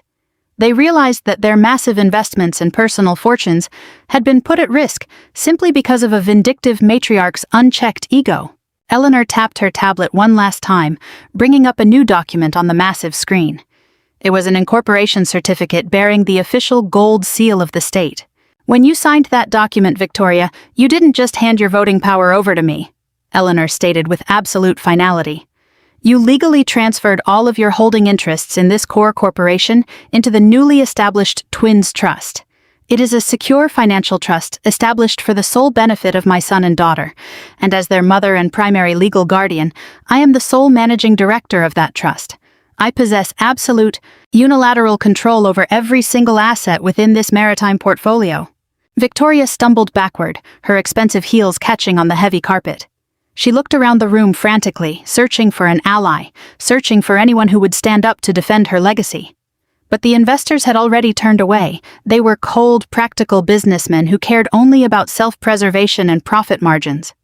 They recognized instantly that the power dynamics in the room had shifted permanently. The woman they had feared for decades was now nothing more than a penniless defendant facing serious federal charges. An older investor with silver hair and a sharp suit stepped forward, addressing Eleanor directly and completely ignoring Victoria, who was gasping for air beside him. "Eleanor," the investor began, his tone shifting from panic to cautious respect. "If you indeed control the majority shares, what is your plan regarding the federal tax liens on the primary accounts? Victoria owes millions. If the authorities freeze our operating capital, the holding company is in severe danger." Eleanor offered the man a reassuring professional smile. She knew exactly how to speak their language. "The federal tax liens are tied strictly to Victoria's personal accounts and the offshore funds she misappropriated," Eleanor explained smoothly, gesturing to her legal team. "There is a clear legal firewall between the core corporation and her personal actions. I have already dispatched my legal team to meet directly with the federal prosecutors. We are offering full cooperation and absolute financial transparency. This company is safe. Your investments are secure. The only thing being liquidated today is Victoria's presence in this empire." A collective sigh of relief washed over the investors. Tight shoulders relaxed, and the aggressive atmosphere in the room instantly softened. The way they looked at Eleanor was no longer as a disruptive auditor, but as their new leader. With one calculated strike, she had neutralized a massive federal threat and stabilized their wealth. Victoria watched her entire life, her status, her power, and her legacy dissolve into nothingness. The realization that she had personally signed away her empire due to her own blind arrogance finally broke the last remnants of her composure. She let out a raw, high-pitched shriek of pure fury. Lunging across the mahogany table, her hands reached out wildly, aiming straight for Eleanor. "I will ruin you!" Victoria screamed, her face twisting into an unhinged mask of rage. "I built this company. It belongs to me. You can't take my life, you ungrateful thief." Before she could even clear the center console of the table, the 4 tall attorneys guarding Eleanor stepped forward with professional fluid movements, intercepting the frantic woman. They grabbed Victoria by the arms, holding her firmly and effortlessly. She struggled wildly, kicking and screaming a torrent of bitter insults that echoed off the glass walls, completely shattering any remaining illusion of her aristocratic dignity. The seam of her designer suit jacket tore at the shoulder, and her hair fell wildly across her face. Eleanor didn't even flinch. She stood perfectly straight, watching the pathetic physical display from the woman who had tormented her for years. The matriarch who had tried to buy her newborn children was reduced to a screaming figure held back by corporate lawyers. Eleanor reached down calmly, closed her titanium briefcase, and snapped the locks shut with a sharp, clean click. She looked straight into Victoria's wild eyes, holding her gaze until the older woman finally stopped fighting. "Goodbye, Victoria," Eleanor said softly. She turned on her heel and walked toward the double doors, her legal team following closely behind her. As she stepped out of the boardroom and into the bright corridor, the heavy doors clicked shut, leaving the unraveled matriarch alone in the shadows of the empire she had so foolishly signed away. "You have no authority to liquidate this company, Victoria," Eleanor announced, her voice echoing through the stunned boardroom with a chilling sense of absolute certainty. "Because, as of early this morning, my twins legally own 85% of its shares. You are now officially trespassing on private property. Security, please escort my former mother-in-law out of my building." The heavy oak doors clicked shut with a solid thud, completely cutting off the overlapping, frantic shouting of the unraveled figures inside. Standing in the immaculate executive corridor, Eleanor listened as the muffled chaos behind her faded into a distant storm. She smoothed the lapels of her deep crimson suit, feeling a profound, undeniable sense of total victory settle into her very bones. The empire was secured, Victoria was undone, Julian was neutralized. She turned and walked toward the exclusive executive elevator. The polished steel doors slid open instantly to welcome the building's new owner. Eleanor stepped inside and pressed the button for the secure underground garage. The descent was smooth and silent, a brief and peaceful transition between the boardroom battlefield and the future she had fought so hard to protect. The elevator chimed and glided open to reveal the dim, vast expanse of the VIP parking level. The air was cool, smelling of damp concrete and high-octane exhaust. Her heels clicked a steady rhythm against the painted pavement as she approached her custom black SUV, parked alone in a secure corner. Just as she lifted her key fob to unlock the driver's door, a figure separated itself from the deep shadow of a massive concrete pillar. Look who finally decided to come down from her high tower. Eleanor paused, her hand hovering over the door handle. She slowly turned around. Sienna stepped into the harsh, flickering fluorescent light of the garage. The glamorous mistress looked far less put together than she had while flaunting her status in Julian's penthouse. Her blonde extensions were fraying at the ends, and her designer trench coat looked wrinkled, as though she had slept in it for days. The massive diamond engagement ring Julian had proudly paraded was noticeably absent from her left hand. Likely pawned for quick cash, the second Victoria's accounts were frozen. Yet, despite her frayed edges, Sienna still wore a mask of supreme confidence and arrogance. She sauntered forward, swaying her hips with a practiced, exaggerated swagger. She leaned her back casually against the passenger door of Eleanor's SUV, blocking the entry, and crossed her arms over her chest. "You really blew up the whole castle, didn't you, Eleanor?" Sienna purred, offering a condescending, predatory smile. "I have to admit, I'm almost impressed. It took me 6 months of playing the perfect, adoring bimbo just to touch the edges of Victoria's offshore accounts, and you took the whole empire with a single piece of paper. Not bad for a boring data handler." Eleanor didn't flinch. She observed the younger woman with a clinical detachment, like a biologist studying a particularly annoying parasite. "You are trespassing, Sienna. This garage is highly secure. I suggest you step away from my vehicle before I have security remove you as forcefully as they did Victoria." Sienna threw her head back and let out a sharp, grating laugh that echoed harshly against the concrete walls. "Oh, please, you're not calling anyone, Eleanor, because you and I need to have a little business discussion. A severance negotiation, if you prefer." Eleanor raised an eyebrow. "A severance negotiation?" Sienna pushed off the car, taking 2 aggressive steps closer to Eleanor. The playful, mocking mask vanished, replaced by a cold, desperate malice. "I want $5 million, Sienna demanded, her voice dropping to a vicious hiss. "I earned that money. I spent 6 months listening to Julian complain about his golf swing and his overbearing mother. I sat through those excruciatingly dull family dinners. I put in the work, Eleanor. Thanks to your hostile takeover, Julian is penniless and Victoria's bank accounts are locked tight. You ruined my payday, so you're going to compensate me for my time." "And why exactly would I give you a single cent?" Eleanor asked, her tone conversational. "Because if $5 million isn't in my account by midnight, I go straight to the media," Sienna threatened, stepping even closer, invading Eleanor's personal space. "I already have a contact at a major national tabloid week. I will give them the exclusive inside scoop on the collapse of the maritime empire. I'll tell them a story about a resentful, mentally unstable wife who suffered a psychological breakdown, abandoned her husband, took her newborn twins in the middle of the night, and used fraudulent documents to steal a century-old family legacy." Sienna smiled, her eyes gleaming with malice. "I will construct a scandal so damaging that the remaining holding company shareholders will panic and demand your removal. The authorities will open an investigation into your mental fitness. I will destroy the flawless reputation you need to run this conglomerate, Eleanor. I will drag your name through the mud until you're completely toxic in this city. $5 million is a cheap price to pay for your peace of mind." Eleanor looked at the desperate, greedy woman in front of her. She didn't feel threatened. She felt a deep, profound amusement at the absolute predictability of human greed. "You really thought you were the smartest person in that penthouse, didn't you?" Eleanor asked, tilting her head slightly. Sienna scoffed, crossing her arms again. "I was the smartest person in there. It was laughably easy, Eleanor. Your husband is a weak, pathetic narcissist. All I had to do was tell him he was a genius and laugh at his terrible jokes, and he handed me the keys to his life. And Victoria?" Sienna rolled her eyes, letting out a harsh chuckle. The arrogant old bat was even easier. She was so obsessed with status and bloodlines that she never bothered to look beneath my designer labels. They were so busy looking down on you and analyzing your middle-class background that they never realized I was robbing them blind, right under their heavily powdered noses. I ran up tens of thousands on Victoria's credit cards. I redirected Julian's trust allowances to my private accounts. I played them like a cheap fiddle. Sienna stepped closer, her voice dripping with toxic pride. They thought they were untouchable royalty, but they were just shallow, foolish snobs who only cared about shiny things. I am a survivor, Eleanor. I know how to extract wealth from arrogant fools, and right now, I'm extracting it from you.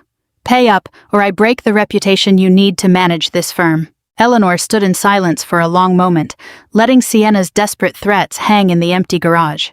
She reached out and placed her hand on the handle of the driver's side door. "You're right about one thing," Eleanor finally spoke, her voice remarkably calm and incredibly smooth.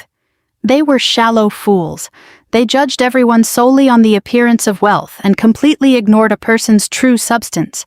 They never really looked at me because I didn't wear expensive jewelry, and they never really looked at you because you perfectly reflected their own shallow greed." Eleanor pulled the car door open. "But I am not Victoria, and I am certainly not Julian. I don't look at the surface, Amanda. I look at the data." Eleanor leaned into the front seat of her SUV. She reached across and pressed the release latch on the glove compartment, pulling out a thick, heavy manila folder. Straightening up, she tossed the folder directly against Sienna's chest. Sienna caught it clumsily, her brow furrowing in deep confusion. "What is this?" "Open it," Eleanor instructed. Sienna tore open the clasp, pulling out a stack of high-resolution photographs and dense legal documents. The color immediately drained from her face, leaving her skin a pale, terrified chalk white. Her hands began to tremble violently as she flipped through the pages. The first document was a birth certificate for an Amanda Clark, born in Nevada. The second was a marriage certificate from Florida, listing Amanda Clark and an elderly real estate developer. The third was the developer's death certificate, immediately followed by a series of massive bank transfers draining his accounts. The subsequent pages detailed 3 different aliases, 3 different states, and 3 different wealthy, vulnerable men, all systematically isolated from their families and drained of their financial resources right before their sudden, untimely passings. "Your legal name is Amanda Clark," Eleanor stated, her voice carrying a cold, clinical precision. "Though you've also gone by Samantha Reynolds and Chloe Vance over the last 7 years, you are a serial fraudster, a professional parasite. You target wealthy, self-important families, using their own arrogance as a shield to avoid any real background checks. You thought you were running an incredibly clever long con on Julian and Victoria." Sienna stared at the documents, her mouth opening and closing without a single sound coming out. The polished, aggressive blackmailer had vanished entirely, replaced by a terrified, cornered animal. "But you got sloppy in Seattle, Amanda," Eleanor continued, stepping toward the trembling woman. "When you began redirecting Julian's trust fund allowances, you utilized a cross-state wire transfer protocol. You laundered the funds through a shell company in Delaware before moving them to an offshore account in the Bahamas. That isn't just simple theft. That constitutes federal-level wire fraud." On the other side of the world, Eleanor reached out and gently tapped the last page of the stack of papers in Sienna's hands. It was a printed wanted poster, stamped with the official insignia of the FBI and the Department of Homeland Security. "The FBI has been looking for you for 3 whole years, Amanda," Eleanor said smoothly, her eyes locked onto the terrified con artist. "They have an active warrant for your arrest involving an estate theft in Florida and multiple counts of federal wire fraud. Yesterday, when I froze Victoria's accounts and took over the holding company, I also forwarded a highly detailed data packet to a senior field agent at the Chicago field office. I gave them all of your aliases, your banking routing numbers, and the exact GPS coordinates of your last known location." Sienna's grip failed. The thick documents scattered across the concrete floor like falling leaves. Her designer handbag slipped from her shoulder, hitting the ground with a heavy thud. She stared at Eleanor with an expression of absolute paralyzing terror. "You have exactly 60 seconds to run before the agents I called arrive," Eleanor stated, looking at her watch with casual indifference. "They are currently driving up to the upper levels of this parking structure. If you run right now, you might still make it to the subway station. If you keep standing here demanding a severance package, you will spend the next 20 years of your life in a maximum security federal penitentiary." Sienna didn't say a single word. She didn't even try to pick up her designer bag from the ground. Turning sharply on her expensive heels, she ran toward the concrete exit ramp as fast as her trembling legs could carry her. The frantic slapping of her footsteps echoed wildly through the garage, growing fainter and fainter until she vanished completely into the shadows. Eleanor watched her go. She didn't smile. She simply bent down, gathered the scattered documents, and placed them back inside her car. Sliding into the driver's seat, she started the SUV's engine. The holding company was secure. The family empire had been dismantled. The parasite had been thoroughly removed. Now it was time to go home to her babies. Eleanor drove out of the underground garage, leaving the wreckage of her past life completely in her rearview mirror. The confrontation with Sienna was merely a minor footnote, a brief interruption in her meticulous deconstruction of the Seattle Empire. Over the next 48 hours, the dust settled heavily across the city's financial district, but one major loose end remained completely unresolved. Victoria had fled. Facing an impending federal indictment, frozen bank accounts, and the total loss of her penthouse apartment, she retreated to the one final sanctuary she believed was absolutely untouchable. She locked herself inside the family's summer estate on Mercer Island along the shores of Lake Washington. It was a massive 20-acre compound featuring private docks, manicured botanical gardens, and a colossal mansion modeled after a historic French chateau. Victoria took it for granted that this property was a safe haven because, historically, it had always been strictly isolated from her personal tax liabilities. What Victoria failed to comprehend in her blind, frantic panic was that the estate, on a legal level, was titled under the name of the Master Holding Corporation, the very corporation that Eleanor now possessed absolute unilateral control over. The morning air was crisp and biting as Eleanor parked her sleek black SUV in front of the lakeside estate's towering iron gates. She hadn't come alone. 2 county sheriff patrol cars pulled up tightly behind her, their red and blue lights flashing silently in the quiet, wealthy neighborhood. Eleanor stepped out of her vehicle, dressed in a sharp beige trench coat over a simple black turtleneck, her posture radiating an absolute, undisturbed calm. The local sheriff, Sheriff Miller, a broad-shouldered, seasoned veteran, walked up beside her, adjusting his heavy utility belt. In his right hand, he held the formal, legally filed eviction order Eleanor had submitted the previous day. The gates were securely locked, but Eleanor didn't hesitate. She walked straight to the security keypad and entered the master override code she had extracted from the holding company archives that morning. The heavy iron gates slid open smoothly, granting them absolute access. The convoy drove down the winding cobblestone driveway, pulling up directly in front of the massive oak entrance doors. Victoria had clearly detached from reality. All the heavy velvet drapes were tightly drawn, obscuring the massive windows, and expensive patio furniture was piled haphazardly behind the first-floor glass doors. It was the pathetic, frantic resistance of a ruined monarch attempting to fortify her castle against invaders. Sheriff Miller strode up the stone steps and slammed his fist heavily against the solid oak door. "Victoria, open this door, or we will be forced to breach the entrance," he shouted, his voice booming across the quiet estate. "You have been legally served. Open the door immediately." For a whole excruciating minute, there was dead silence from inside the dark mansion. Then, the heavy slide of a metal deadbolt echoed from deep within the foyer. The massive door creaked open slowly, and Victoria stood in the entryway. She looked utterly disastrous. The immaculate, terrifying matriarch was entirely gone. She wore a silk dressing gown covered in heavy spilled red wine stains. Her blonde hair had become a tangled, matted rat's nest, and her eyes were bloodshot, swollen, and wide with frantic desperation. In one hand, she clutched an empty crystal goblet, her knuckles white with strain. Passing her gaze over the uniformed sheriff, she locked her eyes onto Eleanor with pure fury. The sheer, unadulterated hatred radiating from the older woman was almost palpable. "You!" Victoria snarled, her voice raspy and broken as she pointed a trembling finger down the driveway. "You dare bring the police to my home. This is my house, Eleanor. I built this family. I paid for these bricks. You have absolutely no right to stand here." Eleanor stood on the steps of the front porch, entirely unfazed by the screaming. "This property is a commercial asset of the holding company, Victoria. Eleanor stated, her voice clear and clinically detached. "This is not your home. It has never been your home.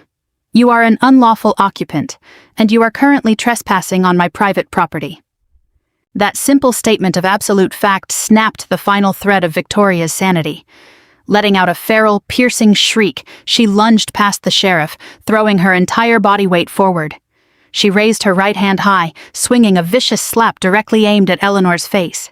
She wanted blood. She wanted to physically damage the woman who had systematically dismantled her empire and stripped her of her crown. But Eleanor didn't flinch. With lightning-fast reflexes, she snapped her left arm up, catching Victoria's wrist mid-air. Eleanor's fingers clamped down around the older woman's fragile wrist like a heavy steel vice. Victoria gasped in absolute shock, struggling fruitlessly against Eleanor's iron grip. Her wine glass shattered against the stone porch, breaking into 100 pieces. "You ungrateful little parasite," Victoria hissed, spitting as she desperately tried to wrench her arm free. "I gave you everything. I pulled you out of the pathetic middle class. I gave you a life of luxury and status you could never have dreamed of achieving on your own. You were nothing until my son plucked you out of a cubicle. You owe me your entire life." Eleanor took a step closer, twisting Victoria's wrist just enough to make the older woman wince in pain. She lowered her voice to a lethal whisper, a tone so cold it seemed to drop the temperature in the grand foyer. "You gave me nothing, Victoria," Eleanor countered, every word cutting like jagged glass. "While you were sipping martinis at the country club and golfing in Palm Springs, I was sitting in a windowless office working 80 hours a week. I was the one combing through the massive web of fraud in your disastrous tax filings. I hid your assets. I managed your liabilities. I even falsified records just so you and your lazy son wouldn't spend 5 years in a federal prison." Eleanor shoved Victoria's arm back with force, sending her stumbling back against the doorframe. "I didn't marry into luxury," Eleanor stated with absolute finality. "I was subsidizing your delusions." Sheriff Miller stepped firmly between the two women, his hand resting on his sidearm as a clear warning. "That's enough," he roared, glaring sternly at Victoria. "If you assault the property owner again, I will place you in handcuffs right now. The eviction order is active. You have exactly 10 minutes to gather your personal belongings. 1 bag only. Then you will permanently vacate the premises. Do you understand me?"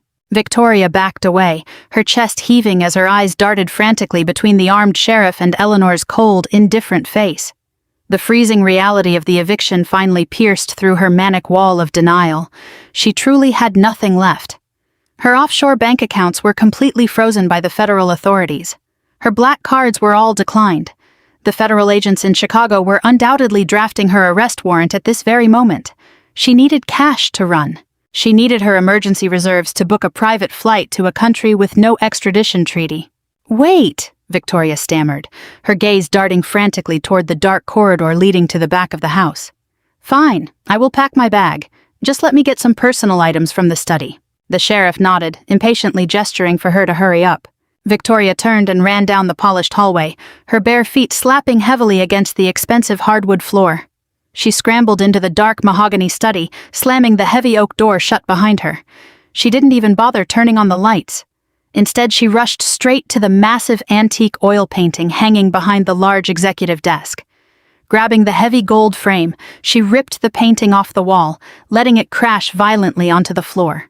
Behind the frame was a heavy steel digital safe embedded deep into the masonry.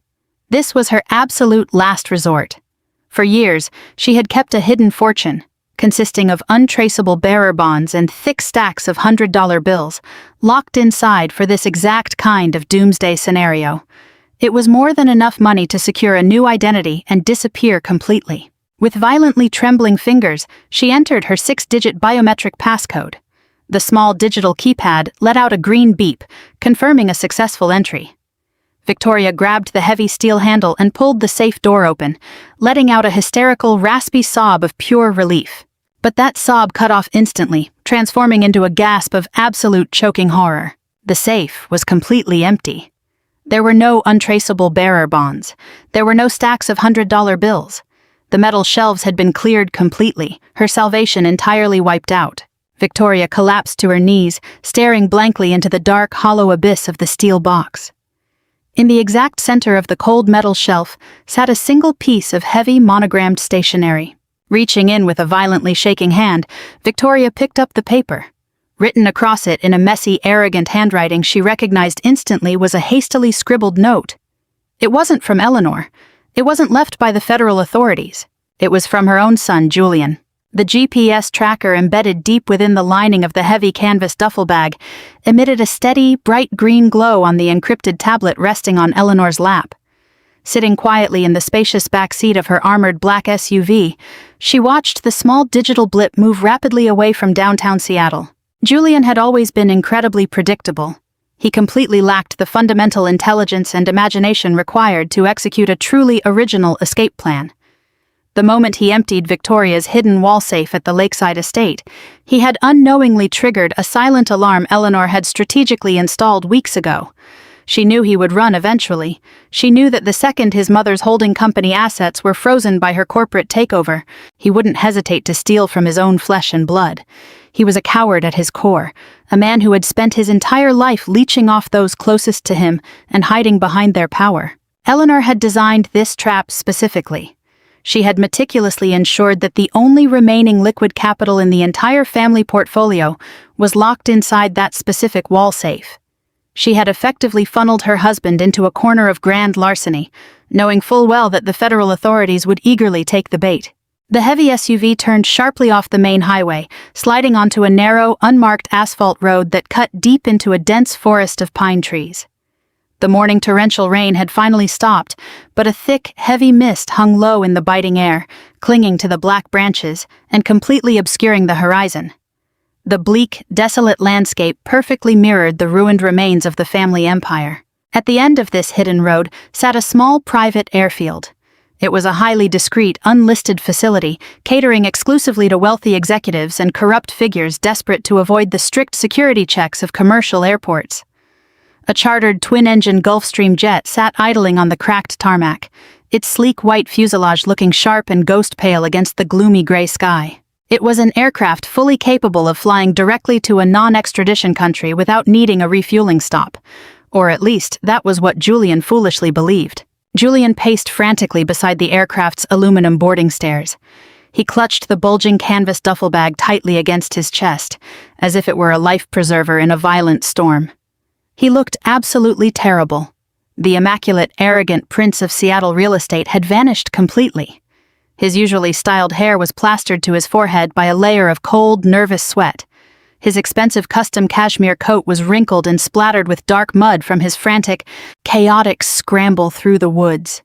He kept checking the heavy gold Rolex on his wrist, muttering angry, desperate curses while kicking aggressively at the wet asphalt. He was waiting for the pilot, waiting for the final mechanical clearance to take off, flee the country, and permanently abandon the smoking ruins of his family legacy. Eleanor's SUV emerged silently from the thick fog, pulling up in a smooth, calculated maneuver that stopped directly between Julian and the waiting jet. Julian froze instantly. His eyes went wide with pure, animalistic panic. He took a clumsy, stumbling step backward, gripping the heavy bundle of stolen cash and bearer bonds until his knuckles turned a ghostly white. He looked wildly to his left and right, desperately searching for an escape route. But two broad-shouldered private security contractors stepped out of the front doors of the SUV, effectively blocking his only path to the tree line. Eleanor pushed open the heavy rear door and stepped onto the damp pavement. Slowly buttoning her deep crimson coat against the biting chill, her expression remained an absolute, unreadable mask. She walked toward him without any rush, her heels clicking a steady, rhythmic pace on the tarmac that seemed to amplify Julian's rapidly rising terror. She didn't hurry. Her movements carried the undeniable authority of a woman who held every single card in the deck. Julian stared at her, his chest heaving visibly beneath his ruined coat. Then, as if a mechanical switch had been flipped inside him, his pure panic melted instantly into a pathetic, highly rehearsed performance. The vicious, arrogant bully vanished, replaced by a whimpering, helpless victim. He dropped the heavy duffel bag onto the tarmac with a loud thud, dramatically lifting his trembling hands in a gesture of total surrender. "Eleanor, please, you have to let me explain," Julian pleaded, taking a cautious step forward while intentionally letting his voice break with distress. "It's not what it looks like. I swear to you, I'm not running from you, Eleanor. I'm running from her." He pointed a trembling finger back toward the general direction of the city, placing the entire blame on the woman he had just robbed blind. My mother ruined us, Eleanor. She is an absolute monster. You saw what she did. You saw those atrocious contracts she tried to force you to sign. She has manipulated my entire life from the moment I was born. Every mistake I made was because of her toxic, suffocating control. She was the one who pushed Sienna into my life. She explicitly orchestrated the affair just to create a permanent wedge between us because she felt deeply threatened by your brilliance. I never wanted a divorce. I never wanted to leave you. She forced me, Eleanor. She threatened to cut me off completely and leave me with absolutely nothing if I didn't follow her precise, malicious commands. I was a hostage in my own family. Eleanor stopped a few feet in front of him. She didn't interrupt his frantic monologue. She didn't offer a single nod of understanding. She simply let him dig his own grave with his pathetic, cowardly excuses. I took this money so we could start over, Julian continued, the words pouring out in a fast, desperate torrent. He gestured wildly to the heavy canvas bag at his feet. There is nearly $20 million in untraceable bearer bonds and sequential $100 bills in there, Eleanor. We can get on this chartered jet right now. We can fly somewhere safe far away from the reach of the legal systems here. Once we're secure, we can have the twins flown out to join us. We can be a real family away from Victoria's toxicity and the mess of the holding company. I did all of this for us, Eleanor. I risked everything to save our marriage. Please believe me. Eleanor looked at the man she had once sworn to spend her life with. She felt no lingering anger. She felt no residual sadness or heartbreak. All she felt was a deep, clinical disgust. Julian stood before her, delivering a masterclass in narcissistic blame-shifting. He took zero responsibility for his own actions. He didn't apologize for abandoning his newborn infants in a sterile hospital room to fight for their lives. He showed absolutely no remorse for flaunting a fraudster in his luxury penthouse while his wife recovered from emergency surgery. He simply transferred the entirety of his guilt onto the woman he had just robbed. He had learned absolutely nothing from the catastrophic collapse of his privileged world. He was fundamentally broken, entirely incapable of being a loyal partner, and structurally unfit to be a father to their children. He was a hollow shell driven purely by entitlement and cowardice. Seeing the flat, cold indifference in Eleanor's steady eyes, Julian realized with a sudden sinking horror that his dramatic performance had failed completely. The mask of tearful repentance instantly hardened, snapping back into a face of desperate, arrogant malice. Bending down with a sharp growl, he hoisted the heavy canvas duffel bag back onto his right shoulder. "Fine," Julian spat, his voice laced with venom as he took an aggressive step toward the jet's aluminum stairs. "You want to stay here and play the untouchable corporate queen? Go ahead and freeze. You can keep the holding company. You can keep those massive empty skyscrapers and deal with the investigators yourself. I don't care anymore, Eleanor. I am taking this bag, and I am getting on this plane. You get your stolen empire, and I get my freedom. We both win today."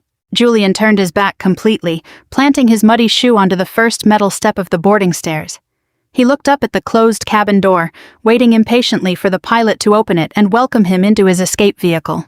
Eleanor made no physical move to stop him.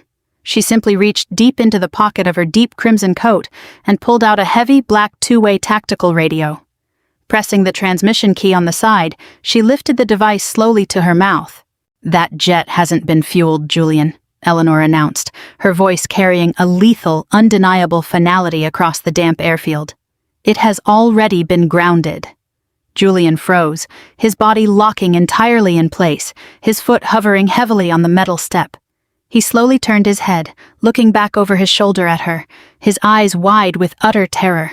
Suddenly, a sharp, piercing siren shattered the quiet morning air. Sirens.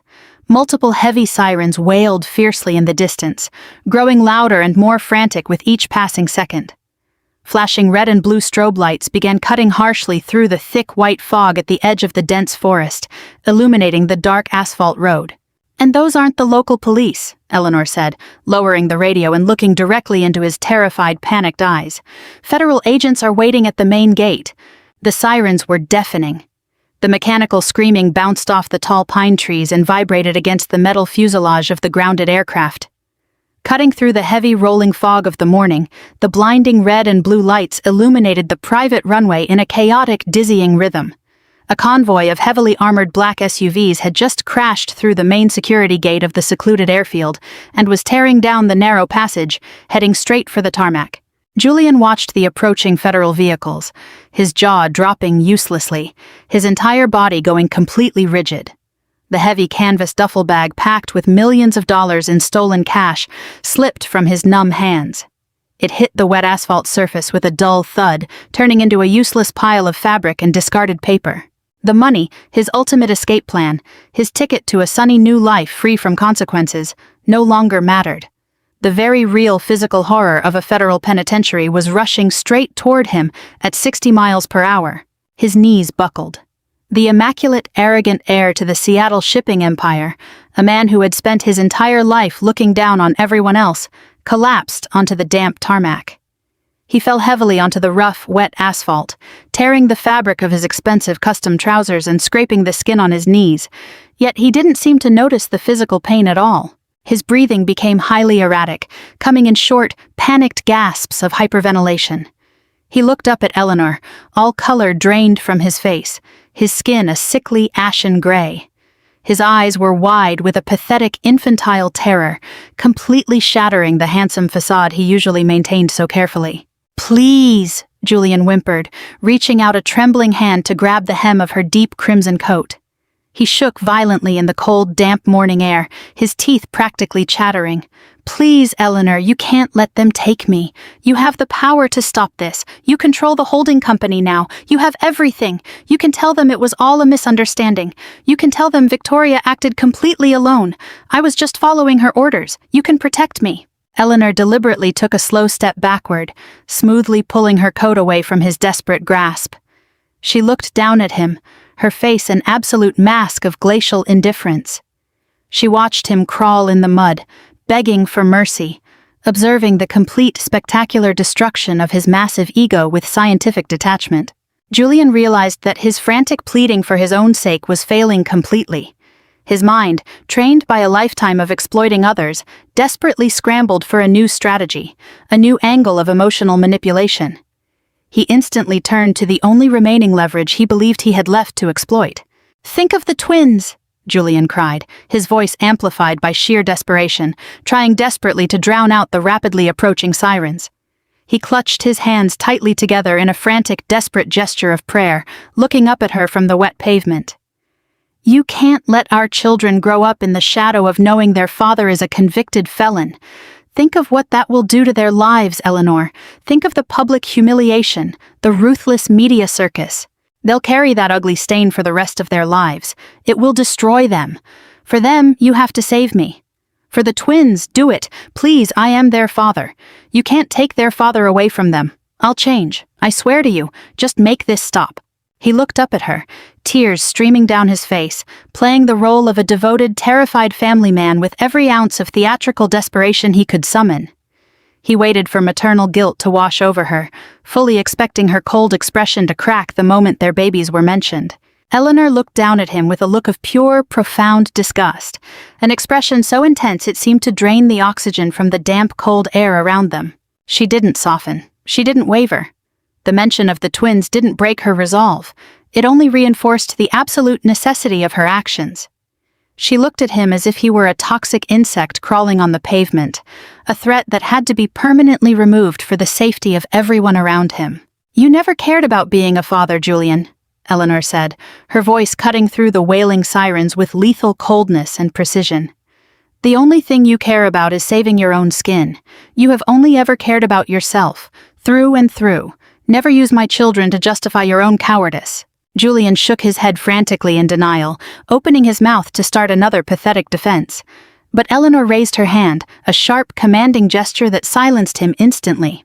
"Do you remember the night Victoria hosted that lavish $1 million maritime charity gala at the Museum of Pop Culture?"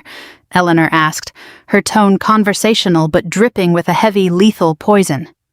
"I was trapped in the neonatal intensive care unit that night, running a high fever, sitting in a plastic chair, watching our premature infants fight for every single breath in an incubator.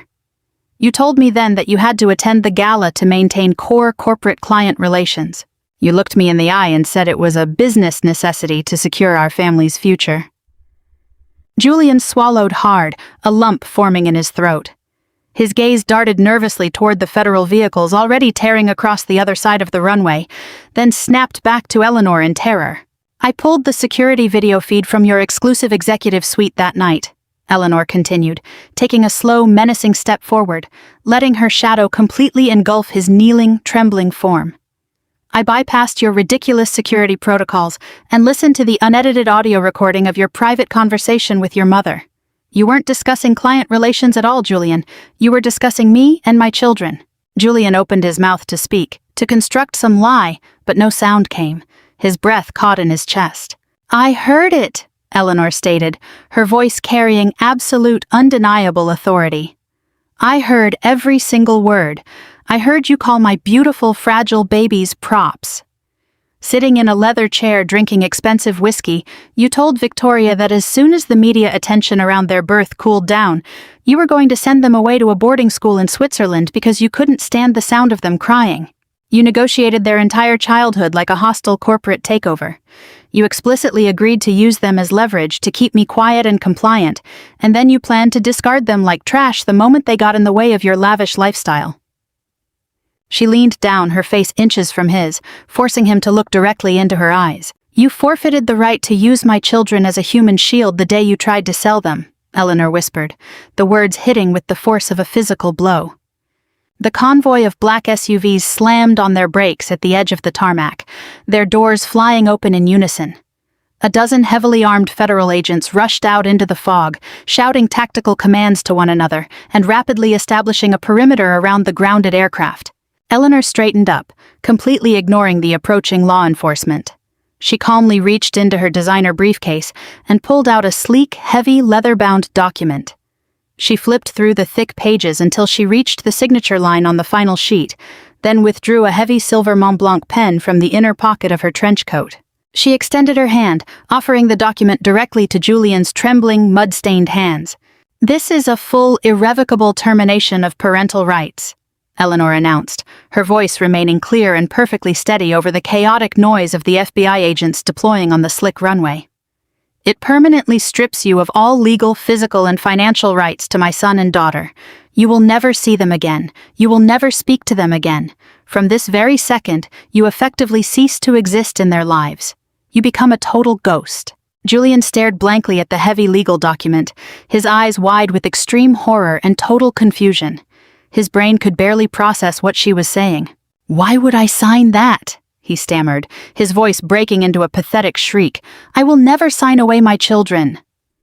"Because," Eleanor answered, reaching into her pocket once more. She withdrew a small encrypted black flash drive, holding it delicately in the air with her manicured fingertips. "This encrypted drive contains your personal, unedited offshore money laundering ledger. It details every illegal wire transfer, every shell company used for tax fraud, and every single cent you systematically stole from your own holding company over the last 5 years. It is absolute, undeniable proof that will guarantee you rot in a federal prison for the next 20 years. Eleanor looked past him toward the federal agents who were marching purposefully across the tarmac. They had closed the final distance, weapons drawn and ready. She looked back down at her ruined husband. "Sign away all rights to the twins right now, permanently," Eleanor commanded, her gaze locked onto Julian's terrified, sweat-slicked face. "If you sign this document immediately, I will withhold your personal laundering ledger from the FBI waiting at the gate. They will arrest Victoria. They will seize all remaining corporate assets. But without this specific encrypted drive, they do not have the ironclad, irrefutable evidence required to prosecute you personally for offshore wire fraud. You will be completely broke, Julian. You will have absolutely nothing to your name, but you will be a free man." The choice hung in the biting, damp air, immensely heavy and absolutely final. Julian looked down at the useless, heavy canvas bag of stolen cash sitting on the wet asphalt, a vivid image of his failed escape. He looked over his shoulder at the rapidly approaching federal agents, their tactical vests clearly visible through the fog. Finally, he looked back at the leather-bound document in Eleanor's extended hand, the silver pen tip gleaming in the gray morning light. He was entirely cornered. His mother was destroyed. His massive generational wealth had completely vanished, and his physical freedom was evaporating by the millisecond. Eleanor had perfectly engineered an inescapable scenario. The absolute overwhelming selfishness at his core was his only remaining survival strategy. He had to make a permanent, binding choice right now, either fight for the children he never actually wanted or save himself from the terrifying reality of an impending federal prison sentence. A heavy oak door slammed shut, masking the pathetic, miserable sobbing that echoed off the porcelain tiles of the courthouse restroom. Standing in the polished marble corridor of the federal courthouse, Eleanor took a deep breath of the cold, disinfectant-scented air. The mixture of fear and cheap institutional bleach faded, replaced by the crisp, undeniable clarity of absolute victory. She adjusted the shoulder strap of her leather tote bag, feeling the reassuring weight of the termination of rights document Julian had frantically signed just hours before. The two main pillars of the Seattle shipping empire had been systematically broken, humiliated, and permanently erased from her children's future. She walked past a female bailiff who was preparing to enter the restroom to take custody of the fallen matriarch. Eleanor didn't slow her pace. Her stride was fluid and undisturbed, like a woman who had meticulously burned an entire toxic bloodline to ash and walked out of the wreckage completely unharmed. A bitter wind blew her hair across her cheeks as she pushed through the heavy glass exit doors and stepped onto the bustling Seattle street. The holding company was hers. The assets were perfectly secure. The parasites had been removed. She raised her hand, signaling to her waiting driver. It was time to go home, step into the nursery, and finally introduce her son and daughter to a world where they would never be treated as commodities. But just as the sleek, black-armored SUV slid smoothly into the downtown traffic, the encrypted tablet inside Eleanor's bag let out a sharp, high-priority alert chime. It was a critical security notification from the holding company's internal network. She pulled out the tablet and quickly slid her finger to unlock the screen. The message came from the chief forensic auditor she had personally installed, who was tasked with monitoring the family's deepest, most heavily guarded blind trust accounts. As Eleanor read the brief but staggering text, her clinical detachment vanished instantly. Emergency override protocol triggered. Master Trust Account 001 bypassed via legacy analog protocol. Massive capital drain initiated. Eleanor stared blankly at the screen. Account 001 was the foundational Genesis account, the financial cornerstone established by Julian's grandfather 50 years ago. It was supposed to be frozen solid, locked behind the biometric security systems and digital firewalls Eleanor had personally written. Yet someone had completely bypassed the digital network, utilizing a paper-based, legacy analog protocol that predated modern banking systems by decades. And right now, they were draining $40 million in liquid assets. Eleanor tapped the screen furiously, pulling up the physical location coordinates of the analog withdrawal. It wasn't a bank branch. It wasn't an offshore wire hub. The coordinates pointed directly to the second basement level of the very corporate headquarters Eleanor had just captured. She leaned forward sharply, knocking on the glass partition separating her from the driver. "Turn around right now," Eleanor commanded, a sudden sharp urgency piercing her voice. "Get me back to the corporate headquarters immediately." The SUV executed a fierce U-turn, tires screeching against the asphalt as it sped toward the financial district. Eleanor's mind raced through the possibilities. Victoria was in federal custody. Julian was a frantic fugitive scrambling through the woods. Sienna had been thoroughly exiled by the authorities. There was no one else. All known threats had been neutralized. 10 minutes later, the SUV slid into the loading bay of the corporate tower. Utilizing her executive access card, Eleanor bypassed the main lobby entirely and entered the restricted maintenance elevator. She pressed the button for the second basement level. This was a forgotten archive floor, used mostly for storing decades-old paper records and legacy server hardware. The elevator doors groaned open with a slow, heavy scrape of metal. The air in the basement was dim, thick with the scent of dust and aging paper. Eleanor stepped out, her heels clicking softly against the concrete floor. She followed a low, rhythmic hum, the sound of an active terminal processing data from the deepest corner of the archive vaults. Turning a corner, she stepped into the dim glow of a flickering overhead fluorescent light. Sitting before a heavy vintage security terminal, calmly entering authorization codes into a massive, outdated mainframe, was a man in a perfectly tailored Navy business suit. He didn't look rushed. He didn't look panicked in the slightest. In this dusty archive room, he looked completely at home. Eleanor froze, the breath catching in her throat. The man typed the final sequence of a long digital password, pressed enter, and spun his chair around slowly to face her. "Hello, Eleanor," he said, his voice smooth, warm, and entirely composed. "You've had quite a busy week. I must admit your hostile takeover was an absolute masterclass in corporate warfare." Eleanor stared at the man, her highly analytical mind struggling to process the impossible visual data before her eyes. She recognized the sharp jawline, the deep blue eyes, and the arrogant, relaxed posture. It was an exact match to the massive oil portrait hanging in the master boardroom upstairs. It was Theodore, Julian's father, the legendary founder of the maritime empire. The man who had allegedly lost his life in a tragic yachting accident 15 years ago. "You're dead," Eleanor stated, her voice tight with disbelief, though her gaze remained locked on the living, breathing man sitting before her. Theodore let out a soft, genuinely amused chuckle. "Death is a highly subjective concept, Eleanor, especially when you control a massive amount of offshore capital. Let's just say I needed a permanent, irrefutable exit strategy to avoid a rather complicated federal investigation of my own." Victoria played the grieving widow beautifully. It was the best performance of her life. He stood up, brushing a speck of dust from the lapel of his immaculate suit jacket. "I've been monitoring this firm from a very comfortable distance for 15 years, Theodore explained, walking away from the terminal. "I let Victoria be the public face because her massive ego made her highly predictable. I let Julian pretend to be an executive because his absolute incompetence made him an excellent shield. But I always retained master analog override access to the Genesis account, just in case my foolish wife and pathetic son ever managed to sink the ship." Theodore gestured to the glowing screen of the terminal. "The transfer is complete, Eleanor. The $40 million is safely locked away in an untraceable account you will never touch." Eleanor's shock hardened instantly into a cold, calculated fury. She took a step forward, squaring her shoulders. "You're not walking out of this building with that money today, Theodore. I control the security network here. I can lock down this facility with a single command.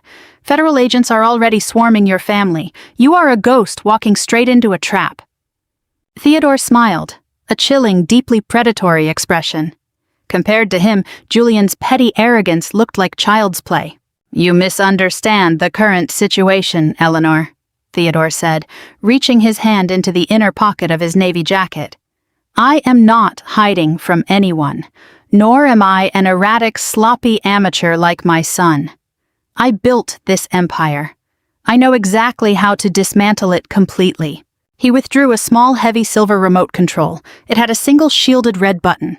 "You were so focused on the underlying digital architecture of the holding company that you completely ignored its physical infrastructure." Theodore's voice dropped to a dark, menacing whisper.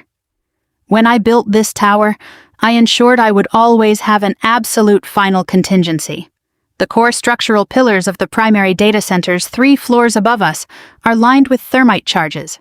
Eleanor's gaze snapped to the remote in his hand, a sudden wave of genuine fear washing through her. "If you attempt to stop me, if you alert your security team, or if you try to trace that 40 million, Theodore continued, his thumb hovering directly over the red button, "I will detonate the charges.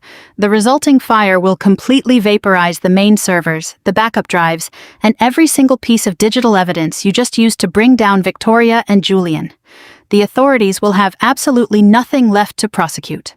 The entire corporate structure will collapse into total chaos, and your untouchable leverage will quite literally turn to ash." He took a slow, deliberate step backward toward the service elevator. "You played a beautiful game against my wife and son, Eleanor," Theodore said, his eyes locking onto her with lethal intensity. "But you're playing against the house now, and the house always wins." Theodore stepped into the elevator, holding the remote up as a silent, terrifying warning. The doors began to slide shut slowly. "You have a choice to make, Eleanor," Theodore's voice echoed down the shaft as the elevator began to move. "You can try to be a hero and lose everything you just fought for. Or you can let me walk away with my 40 million, keep the rest of the empire, and go home to your beautiful twins. Choose wisely." The heavy steel doors slammed shut, locking the deceased patriarch inside, leaving Eleanor alone in the dusty basement, staring blankly at the flashing green light of the legacy terminal. The empire was still unsafe. The true architect had returned from the grave, and the real war was just beginning. Seattle's brief autumn quickly gave way to a biting, freezing winter. The leaves had fallen completely, and the sky turned a bruised, metallic gray. Exactly 7 months had completely evaporated since the events in the damp marble corridor of the courthouse, since the heavy oak paneling of the courtroom witnessed the final judgments. Eleanor sat in the second row of the public gallery, her posture immaculate, her hands resting quietly in her lap. Dressed in a perfectly tailored charcoal business suit, she radiated a calm, unshakable aura of absolute authority. She was no longer the panicked pregnant woman fighting for survival on a hospital bed, no longer the compliance auditor exhausting herself to shield her in-laws' vicious financial crimes. She was now the undisputed master of her own reality. She sat here in silence, witnessing the final spectacular downfall of the woman who had tried to destroy her. Victoria sat at the defense table, a hollow, shivering ghost of her former self. The once dreaded maritime matriarch was completely gone. Without Eleanor's brilliant and meticulous layer of financial protection, the walls had crumbled with suffocating speed. Deprived of the massive holding company funds to retain elite, aggressive legal representation, Victoria was now forced to rely on a heavily overworked public defender who barely bothered to look up from his legal pad. Her expensive, custom-tailored designer suits were replaced by a drab, oversized beige institutional jumpsuit. Her platinum blonde hair, which she used to coat in hairspray and style meticulously as a symbol of her high status, now hung flat and streaked with gray around her hollow, exhausted cheeks. She was stripped completely of her pride, her power, and her blinding illusions of superiority. The federal judge presiding over the case was a stern, uncompromising man who held a zero-tolerance policy for white-collar criminals who acted with absolute entitlement. He adjusted his reading glasses and looked down from his high bench at the unraveled, broken woman shivering before him. A dead silence filled the courtroom. The air was thick with the heavy, undeniable weight of an impending judgment. "Victoria!" the judge began, his voice booming across the polished wood and echoing off the vaulted ceilings. For the past 3 weeks, this court has reviewed an absolute mountain of financial evidence. We have seen the offshore accounts, the blatant tax evasion, and decades of systematic, malicious manipulation of corporate assets. You operated under the firm belief that your wealth placed you high above the fundamental laws of this country. You lived under the absurd assumption that facing consequences was a burden reserved entirely for those at the bottom of society. The judge paused, leaning forward and resting his hands flat on the mahogany bench. His gaze locked onto Victoria like two sharp blades, radiating a biting, absolute disdain. "I have presided over financial crime cases for 20 years, the judge continued, his voice dropping to a sharp, lethal register. "I have witnessed greed in every imaginable form, but the chilling, pure malice demonstrated in your actions goes far beyond simple tax evasion." The prosecution has entered a specific piece of evidence into the public record that perfectly demonstrates your complete lack of moral character. It is a contract, a legally binding document that you personally brought into a maternity ward. Victoria flinched violently, closing her eyes as if she had been hit by a physical blow. But the judge showed absolutely no mercy. He picked up the copy of the contract, the exact document Eleanor had rewritten, and held it high for the entire courtroom to see. "You walked into a hospital room where a young mother was recovering from a traumatic emergency surgical procedure," the judge stated, his voice ringing with righteous and unvarnished anger. "You threw a $40 million price tag onto her bed. You attempted to use your massive, corrupt financial resources to legally purchase human lives. You tried to buy your own newborn grandchildren and force their mother into permanent exile. Your arrogance completely blinded you to the very laws you believed your money could easily bypass. You honestly believed you could place a price tag on flesh and blood. You sold your own humanity a long time ago, Victoria, and today you are finally going to pay that ultimate deficit." A suffocating silence gripped the public gallery. Eleanor didn't move a single muscle. Listening to the judge clearly articulate the exact horrors she had survived, she felt a deep, serene satisfaction flow through her veins. The monster had finally been dragged into the harsh, unyielding spotlight of justice. "This court hereby sentences you," the judge announced, lifting his wooden gavel, "to be remanded immediately into the custody of the Federal Bureau of Prisons. You are sentenced to serve 15 years in a maximum security federal penitentiary with absolute zero eligibility for early parole." The heavy wooden gavel came down with a violent, sharp crack against the block, the sound echoing through the room like a gunshot. It was completely over. Victoria let out a faint, pathetic gasp, her knees giving out entirely as her public defender stepped away, leaving her to her fate. Two broad-shouldered federal bailiffs immediately stepped forward. They grabbed Victoria by her fragile arms and roughly turned her around. The sharp click of cold, heavy metal handcuffs tightening around her wrists cut through the dead silence of the room. She was no longer a high society matriarch. She was now a numbered federal inmate. As the bailiffs roughly led her toward the side exit, Victoria dragged her feet, turning her head back toward the gallery one last time. She frantically scanned the rows of wooden benches until her desperate, bloodshot eyes finally locked onto Eleanor. Victoria expected to see a smug, triumphant smile. She expected a victorious sneer, some final display of gloating from the woman she had ruthlessly tormented. Instead, Eleanor gave her absolutely nothing. Eleanor's face remained a perfect, unshakable mask of absolute indifference. The way she looked at Victoria was not the look one gives a defeated rival, but the look given to a total stranger. Her gaze directed right through the sobbing, handcuffed woman, proving with that final, devastating look that Victoria was no longer even worthy of her anger. The former matriarch let out a broken, agonizing wail as the heavy wooden door of the detention area slammed shut, swallowing her into the darkness forever. While Victoria was being led into a concrete federal holding cell, Julian, over 100 miles away, was experiencing his own highly customized and inescapable version of misery. The moment he signed away his parental rights, he had fled the state in pure terror that Eleanor would hand his encryption drive to the authorities if he stayed a single second longer. Destitute without his mother's stolen cash reserves and permanently cut off from the massive trust funds, Julian crashed hard into the unyielding reality of the regular world. He was currently living on the edge of a fading industrial town in Ohio, occupying a cramped, run-down studio apartment. The ceiling was covered in yellow water stains, and the peeling linoleum floor carried a permanent scent of stale beer and cheap institutional bleach. He no longer wore custom Italian suits or stood on a penthouse balcony sipping imported whiskey. Instead, he wore a stiff, highly uncomfortable polyester uniform bearing the bright neon logo of a discount auto parts outlet. Stripped of his wealth, his once powerful family name, and his mother's suffocating protection, Julian had quickly and desperately discovered that he possessed absolutely no marketable skills. He had never truly worked a day in his life. Without a massive financial safety net, he was completely incapable of functioning. Right now, he stood behind a scratched laminate counter, clutching a damp, incredibly dirty rag. His once soft manicured hands were dry, cracked, and covered in small, painful calluses. He worked frantically, scrubbing at a sticky, spilled engine oil stain on the counter, his jaw aching from tension. A rude, impatient customer yelled at him for moving too slowly. Julian could only swallow his once boiling toxic pride, muttering a pathetic apology. He was a cornered, broken animal trapped in a prison of his own making.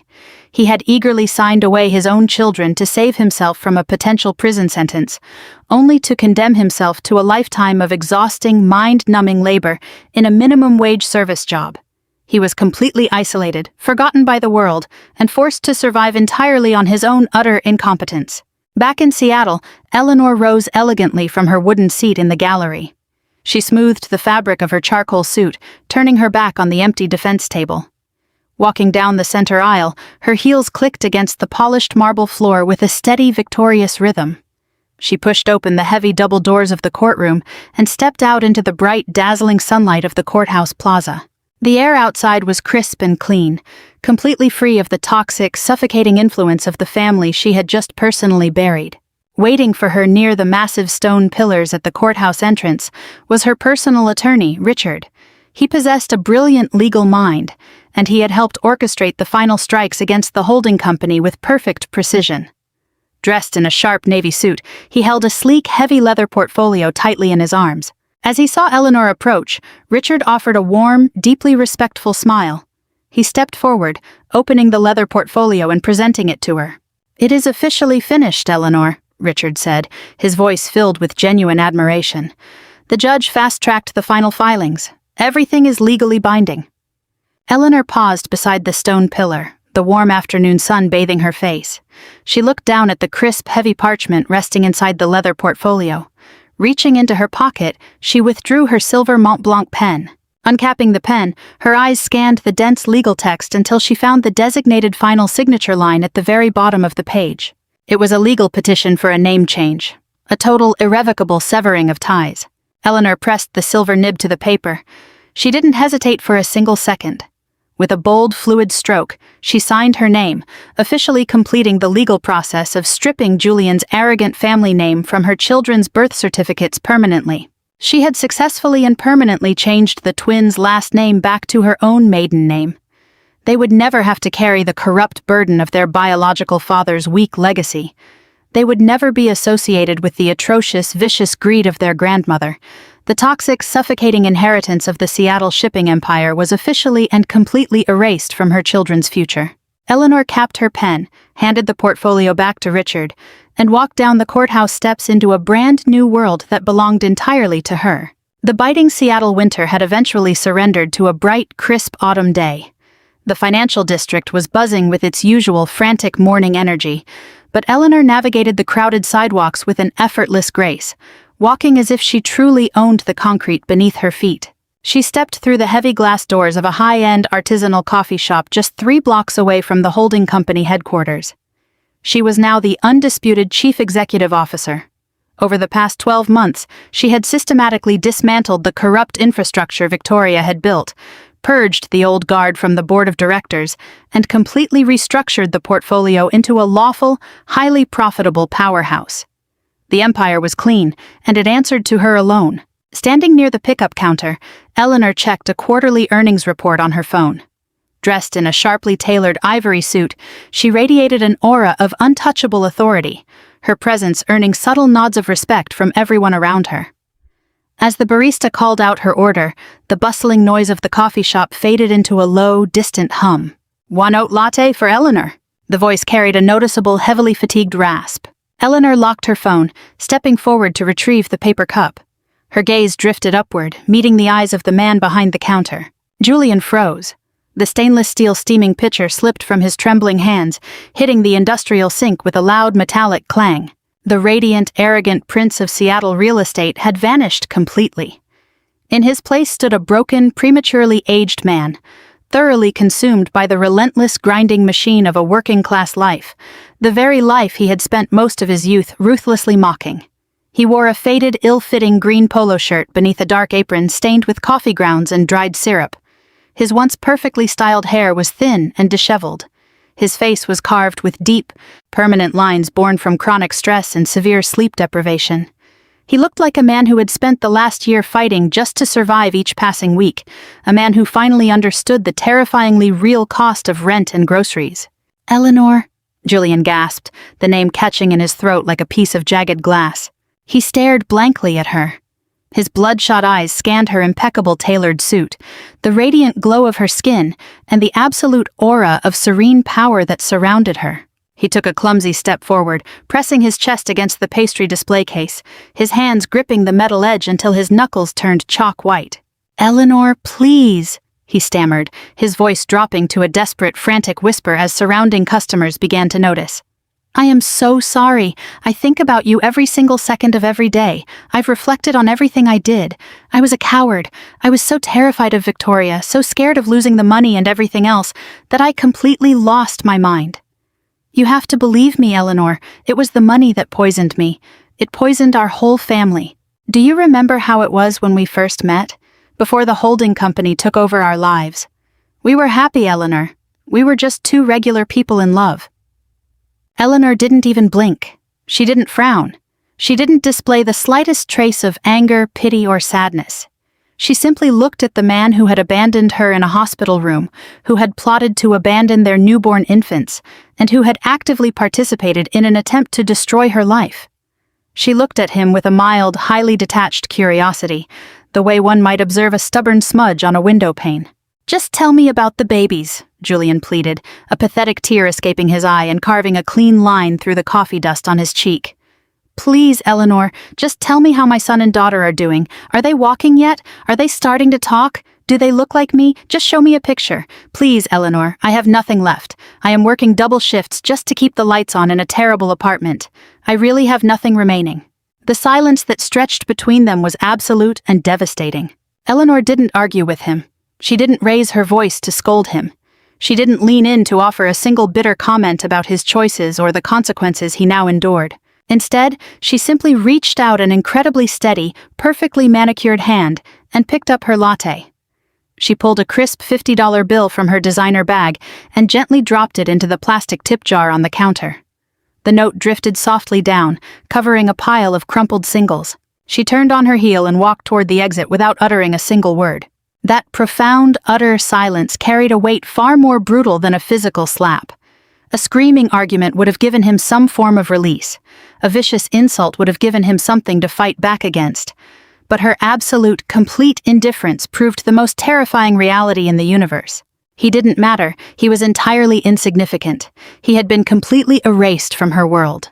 Julian collapsed over the counter, burying his face deeply in his rough, calloused hands, as a new wave of customers brushed past him, impatiently calling out their morning orders. Eleanor pushed open the glass door and stepped into the bright morning light. Her chauffeur-driven sedan pulled smoothly up to the curb. The driver stepped out immediately, opening the heavy armored car door for her. She slid into the comfortable leather seat, taking a relaxed sip of her latte as the vehicle seamlessly merged into the downtown traffic. She felt no lingering adrenaline surge, no residual anxiety. A ghost from her past had tried to haunt her, and she had simply walked right through it as if it were air. The city skyline gradually gave way to the lush, vibrant greenery of the northern affluent neighborhoods. The sedan turned off the main highway, gliding down a private, tree-lined avenue before passing through the towering iron gates of Eleanor's newly acquired estate. The property was a masterpiece of elegant architecture, completely shielded from prying eyes and surrounded by acres of ancient oaks and perfectly manicured gardens. It was a fortress of peace, built entirely on her own terms. Eleanor stepped out of the car and wandered into the spacious, sun-drenched backyard. The air was filled with the musical sound of genuine, joyful laughter. It was a day of celebration, the twins' first birthday party. The entire garden had been transformed into a wonderland of pastel balloons, soft music, and long tables laden with incredible food. But the true beauty of the afternoon lay not in the expensive decorations. It was in the people filling the space. Eleanor walked across the manicured lawn, greeting guests with a genuine warm smile. There were no petty socialites trying to outdo one another here. There were no corrupt executives plotting corporate destruction in the corners. The garden was filled with loyal friends, trusted colleagues, and the chosen family who had stood firmly by her side through the darkest conflicts of the past 2 years. Richard, her brilliant attorney, sat on a patio chair, laughing heartily as he tried to balance a tiny paper party hat on his head. The forensic auditors who had helped her unravel Victoria's fraud network were chatting happily by the catering tables. Placed at a discreet distance, the private security team that now protected her family around the clock stood relaxed but perfectly vigilant, sharing in the joyful atmosphere. Eleanor found her children in the center of the lawn. They were sitting on a massive quilted blanket, surrounded by brightly colored wooden blocks and torn wrapping paper. They were healthy, vibrant, and deeply, profoundly loved. They proudly carried her maiden name, a legal, permanent shield against the shadow of their biological father's legacy. Eleanor knelt on the soft grass, pulling them both into a tight embrace, breathing in the sweet, powdery scent of their hair. The children giggled, reaching out small, sticky hands to touch her cheeks. She looked around the garden, absorbing the pure, immense scale of her victory. She hadn't just survived an ultimate betrayal. She hadn't just escaped the crushing gravity of a vicious family. She had taken the very weapons they intended to use against her and forged them in the fire into an impenetrable fortress guarding her children's future. Victoria had believed that human beings were merely commodities to be bought and sold on the open market. She had walked into that sterile hospital room with blinding arrogance, trying to buy Eleanor's flesh and blood with a $40 million check. Victoria had believed that money was the absolute ultimate power in the universe. Eleanor smiled softly, kissing the top of her daughter's head. Victoria had been dead wrong. Money was merely a tool, and Eleanor was the master architect. She had systematically dismantled a multi-billion-dollar empire, using their own insatiable greed as the explosive. She had locked Victoria in a federal cage and reduced Julian to a nameless, faceless laborer trapped in a machine of desperate poverty. She had completely cleared their toxic balance sheets and built a new world entirely free of their poison. The sun shone brightly over the private estate, casting a warm golden glow over the celebration. Holding her children close, Eleanor felt the steady, undeniable heartbeat of the beautiful, unshakable life she had created with her own hands. The Seattle shipping empire was hers. The past was permanently buried, and the future was a vast, limitless horizon belonging entirely to her and the family she had fought so fiercely to protect. Eleanor's journey reveals a profound truth about toxic family dynamics. You owe absolutely zero loyalty to those who view your humanity as a simple business transaction. For far too long, society has pushed a narrative that blood relations demand unconditional forgiveness, even when that blood has turned entirely toxic. Eleanor perfectly demonstrated that ultimate victory does not lie in screaming matches, desperate pleas, or lowering yourself to the level of your abusers. The ultimate, most devastating weapon against a narcissist is absolute serene indifference. When faced with those who attempt to buy your compliance or use your vulnerability as leverage, fighting back by their rules only feeds their overinflated egos. True power lies in recognizing your own absolute worth and systematically building a completely independent life where their influence is worth absolutely nothing. Eleanor didn't just escape her husband's cowardice and her mother-in-law's blinding arrogance. She turned their own greed into a weapon that pierced their own legacy, completely clearing their toxic emotional and financial ledgers. Furthermore, this story beautifully redefines the true meaning of family. Family is absolutely not a binding forced contract you are pressured into signing at birth. It is a consciously chosen circle of trust, built entirely on mutual respect, absolute loyalty, and unwavering support. By stripping away a corrupt inheritance and surrounding her children with a truly loving community, Eleanor built an indestructible fortress. Always remember, when respect is no longer served at the table, you always have the absolute right to stand up and leave. Share your own stories of resilience in the comments below, and let us know how you reclaimed your power from those who undervalued you. If Eleanor's victory resonated with you, give that like button a click. Subscribe to the channel for more stories of incredible turning points. Finally, always remember, your inner peace is worth defending at any cost, with everything you have.